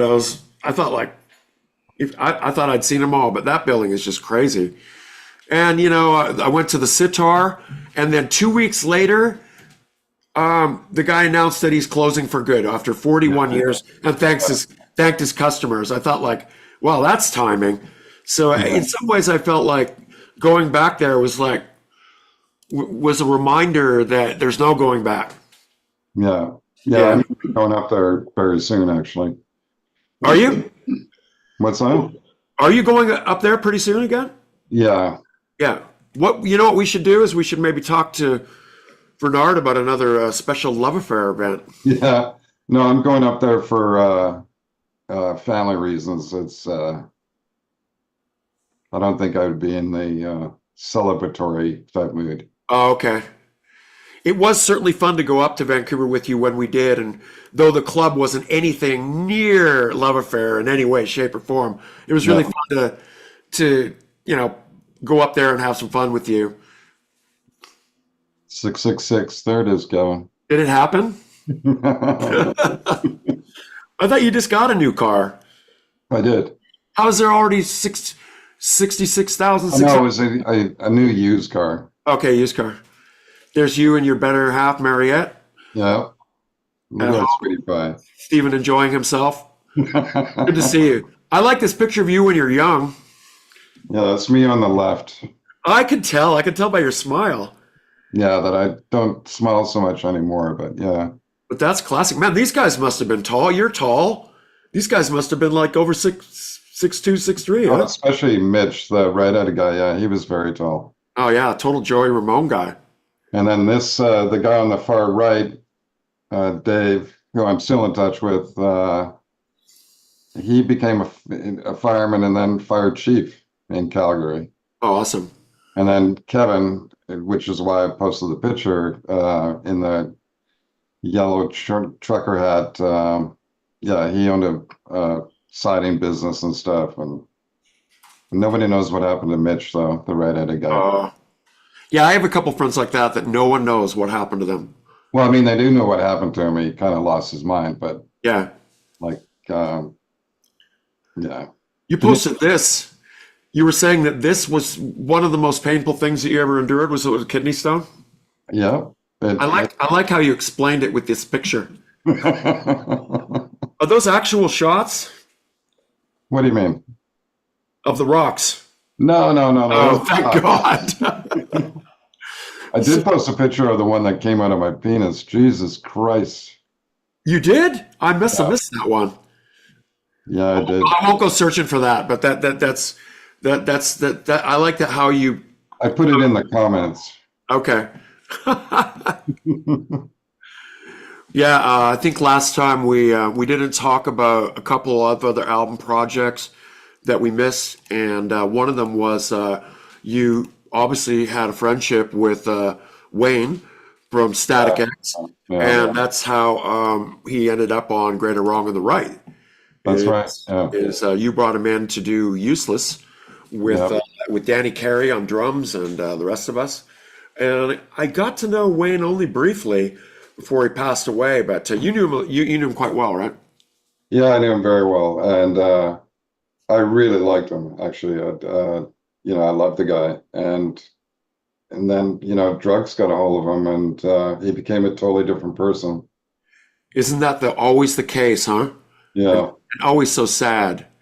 yeah, I remember that when we met him, he seemed so down to earth and just so nice and regular and stuff. And that's so sad to hear when somebody, falls away and dies for that matter. I mean, God, him and the girl he was with died pretty much within a very short period of time. well, she was his downfall. Yeah, Yeah, for sure. but and I don't say that like just casually. She sincerely was like. She brought him all the way back into doing everything that he shouldn't be doing. I mean, he never even did drugs before he met her, ever. Oh, really? You kidding? No, I'm not Well, kidding. no wonder. I mean, that's the same thing that happened to Dwayne. Dwayne was never a heavy drug user with any sort of injecting drugs, and then somehow met some people that were, and that was the end of him. It's the same thing. Yeah, It's sad. But yeah, no, I really liked him a lot, and was extremely sad when I heard of his passing. what do you think about this new Static X that's touring with an effigy of him, Connor? I think it's disgusting. I think there's no better way than hearing it from Steven. And I kind of think it's creepy as hell. I think it's really disrespectful. It's so creepy. I don't know what the hell they were thinking. They're still going. Yeah, I know. It's just really weird. And, when they first started, the mask is a little bit better now, but it looked like, something out of Texas Chainsaw Massacre or something, and, with the flesh all coming off the face. And it's just like, really? That's how you're going to, remember this man? It's just very weird to me. Yeah. Well, Kind of hopefully, sad. hopefully they'll come to terms one day and realize. I mean, I would never do that if, like, say, Ogre passed away. I would never have some guy get up there with something where he looked like Ogre. I would never do that. No, That's it's, just like completely outside of I think what somebody should do. yeah. it's outside of good taste if there's a such thing as good taste, but Speaking of Ogre, you basically also did bedside toxology, that's one of my was, favorites. Yeah, which was Ogre and Martin Atkins, yeah, and as well, great that's image on there. in there. Is that Jessica? Yeah, Yeah. And then Devils in My Details. yeah, that's probably my favorite project that him and Mark did together. I really like that album. The Mask is awesome. Yeah, the mask is just there's, and I'm surprised nobody's been able to figure it out yet, or like, but it does have DIMD in there, like mixed up in with all that calligraphy. Just got to know where to, just got to know where to look. Let's see if we can figure it out. I don't know. Yeah, no. Also, I guess that's the inside, right? That's the inside, yeah. And then Undeveloped. Yeah. Another thing that I really enjoyed when I was working on it. Did you know that Undeveloped was basically at one point, parts of it, like I think it was the first few songs, basically when we were making Handover, as I said, we were going to make a real, okay, Metal Machine, and then all of a sudden Mark introduced a version of what he was proposing to be the album that featured those songs. And I was like, wait, I don't actually even have any part in those songs. What's the point of them being on a Skinny Puppy album? I said you should make an Ogre album with these, and so they did. Yeah. So that's what happened with that. But yeah, we didn't cover that last time. No. And I think now we've covered everything. No, we've got to, I want to clarify something that keeps on coming up on social media, and that's in regards to the Vivisex 6 thing. That is not my skull in the middle of the collage. Oh, okay. Who is it? I have no idea, but there is one of my digits in there. There is one what? Digit. One of my toes.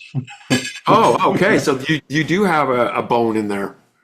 I do, but it's kind of embarrassing why I had to get it x-rayed is, I had a plantar's wart underneath, on my foot, obviously. And, the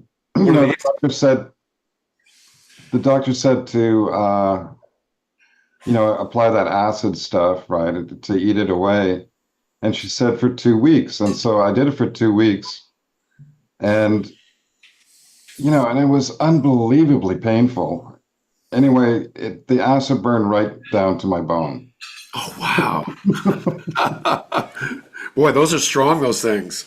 And then I said to her, when I came back and I said, you're the one that said for 2 weeks. And she said, I never said that. I said, yes, you did, because I asked you several times. Because when I got to the pharmacy to get those acid, I don't even know what they're called, bandages. I said, it says right on it, no more than 3 days. So then I had to get my foot x-rayed. You got to learn the hard way sometimes. So then I got, my foot x-rayed to see how much damage was done. And Kevin, I could barely even walk. I've had those before. When I worked at Safeway way back when, they used to make me wear dress shoes every day. And in those days, I couldn't get dress shoes in my size, but they didn't care. They were like, no, you have to wear dress shoes. It screwed up my feet so bad that I had one of those too. It was on the bottom of my foot though, and it didn't go away for years. Mine's on the bottom of my foot as well. It's on the ball of the... Yeah, the ball in the center of my foot. I still have it. Oh, you still... I tell you what the cure is. You got to just wear running shoes. And then it also had to do with my shoe size. Basically, I didn't realize that, my feet were as big as they were. I was trying to cram into, a size 12 if they had it. And then I realized later that my shoe size is 15. Oh, wow. So basically my feet were scrunching, and that's what would create the problem with the skin. And thus, you might want to try a different pair of shoes for a year. It will go away. Yeah, can you see me in running shoes though, Kevin? I don't know. I didn't care. I didn't care after a while. If you saw me in running shoes this last time, that's why. Because I actually can walk now. There was a long time where I couldn't walk. Remember? I have two types of shoes. I have flip-flops that I wear around the house, or slippers, and I have work boots. That's it. Yeah, it's the work boots. That's what it is. The moment you don't go out with you can go out with the work boots, but every other part of the day, at lunch, all that stuff, just wear runners. No, Kevin, I got flip-flops. all I wear is flip-flops. Yeah. Yeah, but we know in California that you can't wear flip-flops out of the house. That's like not. No, you don't. That's do that. not okay. Yeah. No. Anyone that comes to California and you go out in public, make sure you do not wear open-toe flip-flops. It's how we can tell you tourists from the rest of us. So yeah. We had discussed this briefly the last time about you had prepared meticulously over time, like pictures of all of your favorite albums. Mm-hmm. And I thought, like, well, that's great because there's all of these great records. But then I started thinking about, like, how many of these are also classic album covers? Yeah, it's true. Like Radioactivity. Great album cover. I love Trans Europe Express too. And so many classics here. Do you think that it's possible that oh great, it's a Tear Garden on there as well. Some of cEvin's favorite albums. Oh, I loved Alice Cooper Killer. Yeah, so did I. Killer was the album that I think, no, it wasn't Killer, it was School's Out, that actually came, the record sleeve, the slip on the inside was a pair of underpants, girls' underpants. Can you imagine somebody doing that now? What's that? Can you imagine somebody getting away with that now? I still have one of those, by the way. Oh, really? Wow. Well, because I worked at a record store for a while, and somebody came in with like all the original, like Killer, School's Out, and Billion Dollar Babies, like mint original, Wow. like. So Still Billion with the Dollar khaki. Babies would have had the big dollar bill. Exactly. Alice Cooper Killer would have had the calendar. Yep. And yeah, that's the gold, man. School's Out had like it folded out like a desk, and then the That's vinyl right. was wrapped in a. That's right. It's set up like a desk, and Yeah. you're kidding me. It had the underpants. And it still had the underpants. They were just made out of J-cloth, by the way. I don't know Is if it- you was it- remember J-cloth. Paper underpants. Yeah, paper underpants. Psychedelic Furs, Human League. I mean, so many classics here. Certain Ratio. Yeah, I love that song. Oh, what was that? Is that All Night Party. oh my God. When that got played at the Love Affair, that and Lucinda, that was just like golden moments. The And Faith, throw some Residents in there, of course. Residents, of course. Orchestral Maneuvers in the Dark, Japan, The Cure, so many classics. Of course, Joy Division, Wire 154. That's probably my all-time favorite album. When I listen, we actually were lucky enough to do a chat with Graham Lewis on here. Oh, And wow. I listened to 154, of course, before the chat, I like to familiarize myself with everything. And it's stuck in my head for 2 weeks. Like just we would go from one song to the next. I'd be like, damn, this album's not leaving my head. No. Okay, go back a sec, Kevin. Fine album. Holger Zukai, Yeah, that's another one of my all-time favorite albums. On the absolutely. way to normal. What's that one on the bottom there on the right? ESG. Oh, that's a group from New York. They were on the same label as Liquid Liquid. They're kind of like more funky kind of sounding. Well, I just heard somebody talking about this recently. Who's in that band? Somebody we know? In which one? Like a famous guy, ESG? And no, I don't think so. I mean, that's from the 80s. From the 80s, yeah. It's all women too, by the way. Oh, is it really? Okay. Yeah. I'm gonna have to look into that. I'm totally not familiar with that. These are more like when I was a kid. Omagama, Amagama, yeah. Velvet Underground. The little drummer boy by the Living Voices. I bought that for my mom for Christmas when I was like 8 years old, maybe, or something like that. And we played it every Christmas until she kicked me out. What was the first album you ever bought? The little drummer boy. Oh, really? So there it is, right there. Yeah. And That's the first classic. single I ever bought was, well, no, actually, I stole it about the same time. It was the Beatles' I Am the Walrus. You stole it. You shoplifted it? Yep. You bad boy. Yeah, I know. So I remember in the last chat, you said something really funny about how you were afraid that they wouldn't hire you at the Love Affair because you were known as the guy that would steal the half empty drinks on the bar. I thought that's one of the most brave but vibrant tales that you told about yourself. And the Cramps, by the way, there's only one person left in the Cramps now, too.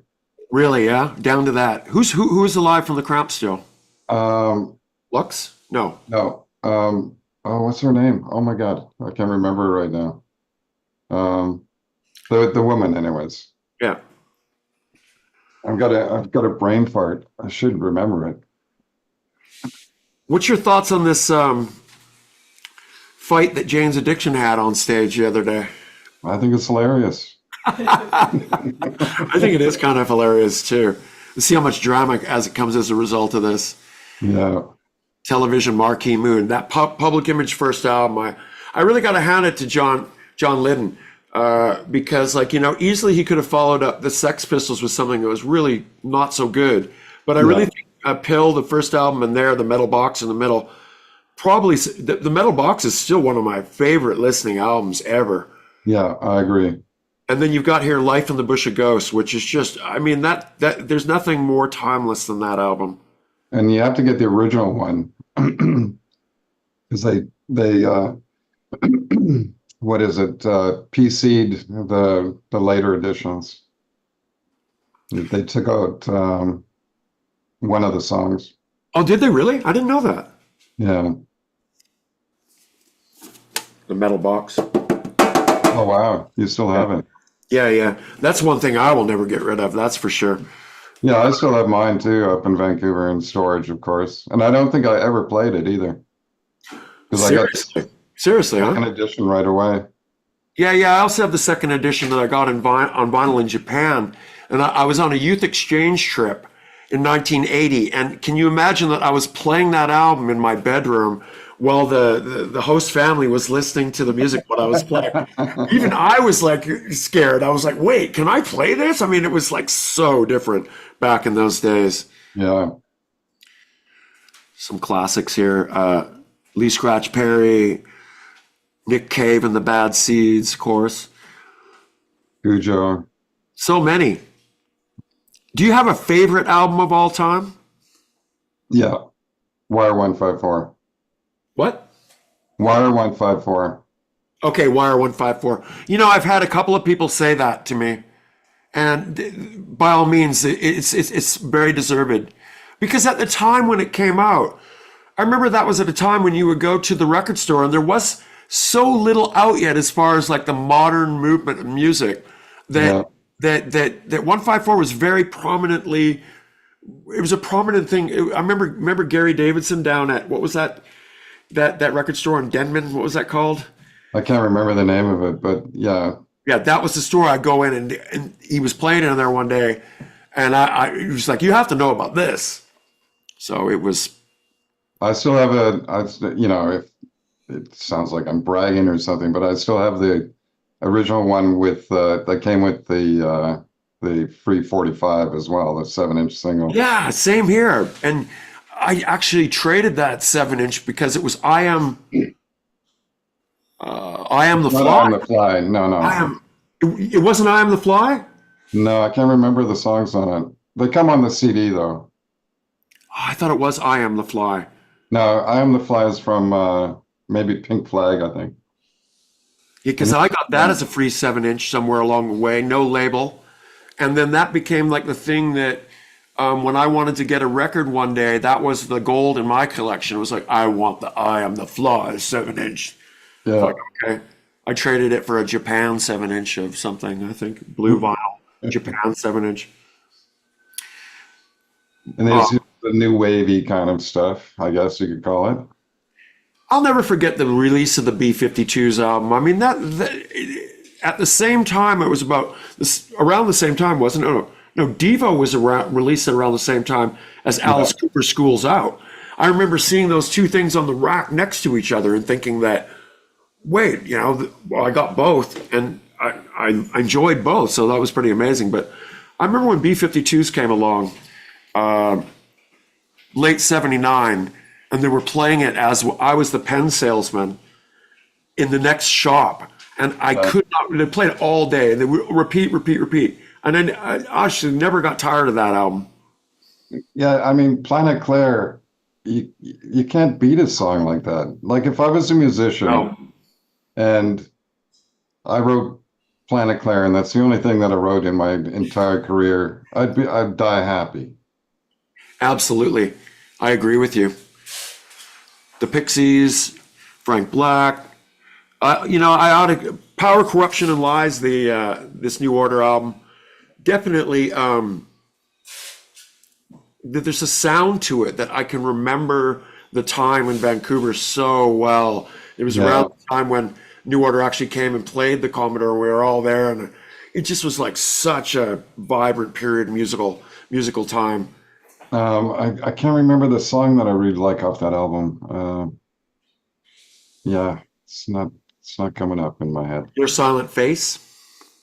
That's it. Yeah. I love that track. Yeah, me too. And there's one album on this page that I can consider one of the most amazing underrated albums of all time. Can you guess which one I'm talking about? I can. Young Marble Giants. Absolutely. That, my friend, is to me almost can stand up with 154 as being just such a gem of an early album, as such an original band. Yeah. Did you get a chance to see them at the Western Front when they came in like around 1980? I may have, Kevin. I saw so many gigs back then. I saw it. Glenn Nelson actually opened for them, if you can believe it. That's so wow. Yeah, no, it was amazing. The Orb is the one that sticks out to me most here. That album really quite amazing at the time. Right, 91, I think. Yeah, I can't remember when it came out exactly, but yeah. Yeah, quite a substantial release, I will say. There's more modern stuff. More modern. And here's my guilty pleasure stuff. I was lucky enough to able to actually see ABBA live. Can you believe that? No, I can't. At Budokan. Wow. Of all places. It was around April 1980. And I was outside afterwards, and we were hanging out at, I guess it was the back of Budokan. And all of a sudden this door opened and this gold Rolls Royce came out. The old style of Rolls Royce, beautiful. And it came along, and it was all of ABBA in there, and I could clearly see them all. And I went, "Hey!" And they all waved at me. I said, "Wow, that was miracle." And then someone said to me later, "Hey, did you know in Swedish that hey means hi?" I said, "Oh, I said the right thing then." Yeah. Ultravox. Portishead, again, that was another band that I think they played 86th Street in Vancouver the first time they ever came there. And I went to the show, and for some reason I did something very odd that I never do. And there was nobody standing at the front of the stage. So because there was no seats or anything left open at the back, I just went up and stood at the front and put my drink down on the stage. And before I knew it, all these people had gathered around, and then they came on, and I thought she was like her pant leg was that far away from my face. But I could hear the live sound, the monitors and everything. That show blew my mind. Those guys. Yeah, when I saw them here at the Palladium, it was an amazing show. They are absolutely incredible. I don't know why they didn't become more popular, actually. I think they're fairly popular, aren't they? Fairly popular, but you would think that they, could have become as big as Radiohead, you would think. Yeah, I agree. Radiohead made a few good albums there, but then they just completely started making some very not so good albums, which, in my opinion, Yeah, but the beginning, that was a very, very vibrant period there where, both bands were making some pretty amazing stuff. yeah. What is it about music? I don't know if I have any on here though. What is it about music that where it's like there's this golden eras of certain types of music, obviously. We have a plethora of certain types of new wave, of certain types of all these developments that happen in music that come along. And then you get bands that kind of fill out in that scene, which are very much like part of that scene. Why is it that it seems that now we've regressed or I don't know where we've gone. We've gone to a place where it doesn't seem like so much good stuff happens anymore. Yeah, I don't know. I've thought about that a lot myself, and I think it's, well, number one, I think for me anyways, I can't speak for you, but for me, it's, I'm not going out to every concert. I'm not going out to, well, mainly that's it, or any kind of happening of any sort. I don't want to be the grandpa that's standing over in the corner. You know what I mean? You're not, dude. I see OK Computer on there. You got it. Is that the ultimate listening setup? I would love that. What is it? I don't know. It's this guy. I think it goes by kind of. It's a DE anyway. He does these. Its name starts with DE. He does these setups, and I can't imagine how good this sounds. Yeah, I can imagine. That's looks like about an 18-inch sub. That's beautiful. Oh, that's bigger. I think that's bigger. Yeah, it might even be a 20. That's giant. And plus, it's all in gray. It would just like I said, if I win the lottery, I'll be looking him up real quick. You know what blew me away? The other day, Danny Carey invited us to come see the rehearsal of what's known as Beat, King Crimson. And I got to sit with Rihanna here about this far away from these guys, what I consider to be absolute legends. Yeah. And were you ever into King Crimson? Discipline for sure. Yeah, that's what the era they're playing. The first 3 albums. It was just stupendous. I got to meet them all, get a picture with them and stuff like that. But you know what it really made me think of is that they're all live players. Yeah. And they are all at the top of their game. Each one of these guys, Adrian Belew, Tony Levin, Steve Vai, and Danny Carey. And basically what you be witness to when you see this show is just such musicianship. And I think that could be something that we don't have anymore. Well, I mean, I saw King Crimson when they toured. You probably saw it too at the Commodore, and it just blew my mind at how tight these guys are. And that's a long time ago too. And it's also the loudest concert I've ever been to. Which one? King Crimson doing. King Crimson. Wow. Yeah, I saw them in '84 at the Greek Theater in LA. Original lineup. The funny thing is they're playing the same material they're playing now, and I really enjoyed that. But I got to say, Steve Vai in place of Robert Fripp is. I never expected to be so blown away. But he's pretty hard to replace. If you cannot believe some of the tones and textures these guys are coming up with. Yeah. Yeah, it's one of the best things I've seen in I almost say my life. But, yeah, wow. We got a new cat, Stanley. No. He's big. Can you believe he's a kitten? Look at the size of that thing. He's still a kitten. Wow. I know we lost Buddy since our last talk. Yeah, well now we have Otto. You have Otto. Yeah. What type of cat is Otto? Another big bruiser of a black cat. Is he unique in the sense of Buddy? You rescued Buddy from super amazing thing you did. rescue the cat that's like barely rescuable, and Yeah. you bring him back to life and give him a life that he probably didn't expect ever in a million years. Yeah. Is this new cat Otto the same? Yeah, he's rough shape when we got him, yeah. Yeah, really rough shape actually. But Mariette, bless her heart, she's got a huge heart, and she convinced me we have to get to rescue this poor guy, and I said, okay, there he is. This is a kitten. Yeah, I wouldn't be able to do that with Otto, that's for sure. Can you believe this is a kitten? It's huge. Anyways, I'm just saying we definitely got to hang out soon in person. Yeah. We don't see each other enough. There's the other kitty, Tiger Lily.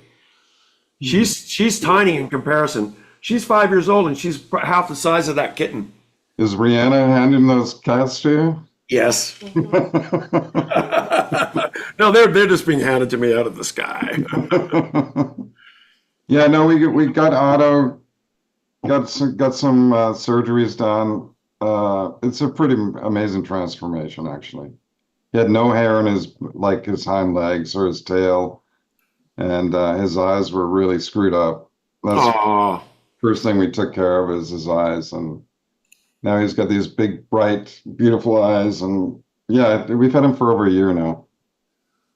Wow, that's great though. I definitely want to meet Otto, and I propose that we find some way of all getting together soon.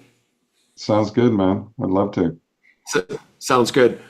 Steven, it's almost 4:20, and I want to thank you again for another 2 hours and 12 minutes.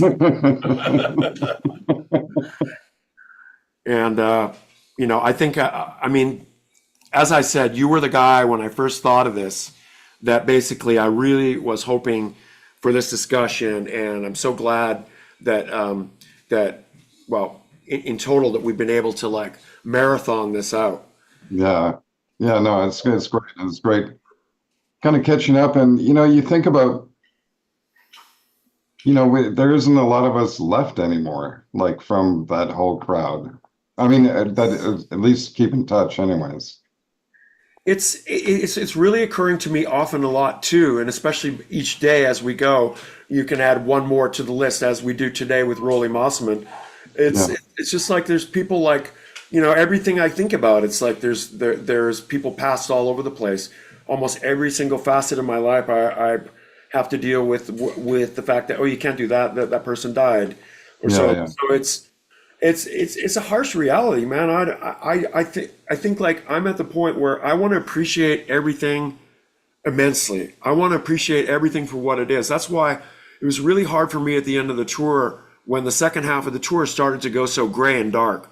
I was like, wait, this shouldn't be happening. This should. How did it go gray and dark? It just the first part of the tour was reasonably okay. Everyone was getting along well, but the second part of the tour, there was a lot of really, I would say, it felt just like a lot of animosity or a lot of.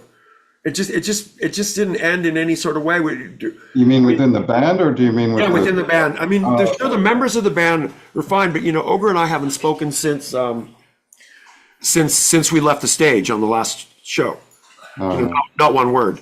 And so that's how it felt. It felt on the last tour. There wasn't a lot of communication. There was no, hey, have a good show. There was no, even at the end, I was waiting to give Ogre a hug there on the stage, and I felt like if I didn't go and give him a hug, that wasn't going to happen.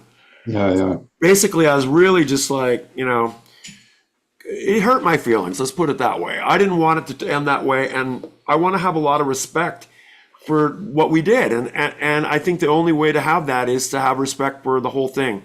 You can't just be a little bit or a lot. I'm not saying me and Ogre should hang out, but I'm saying like, I want to have respect for it. I don't want to have disrespect. Well, you should have respect for it, Kevin. I mean, you're adored by a lot of people, and like you said, a lot of people have, your band changed people's lives, and you and Ogre were, the catalyst to that.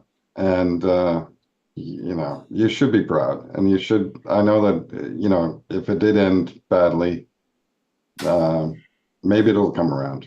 Who Yeah, knows? well, I don't, right, let's say I'm not waiting for that, but like, put it this way, I really appreciate all of my long-term friendships with everybody else, including you, Yeah, I do the crew, too. the crew, and all the people that are involved, such as Scully, even here on the chat. You know, many of these people we've known for like all now our lifetime and or more. It's just crazy to think about all the goodness that has come.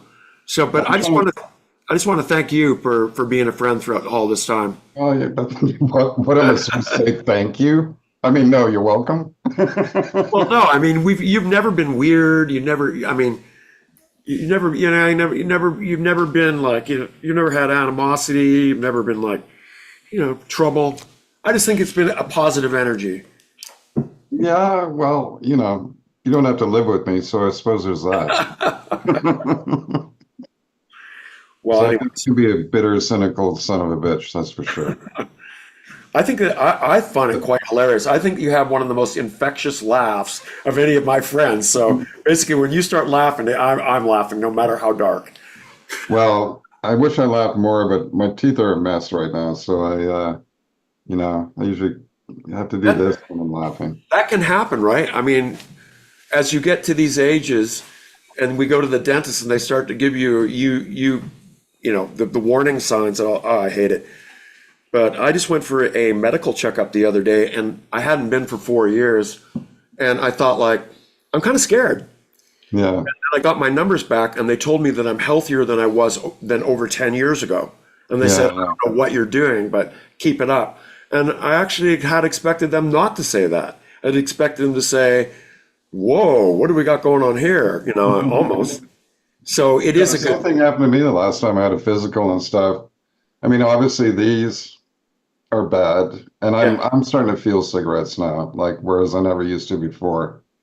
And then with David Lynch just getting, you know, diagnosed with whatever it is that lung disease, Emphysema or something?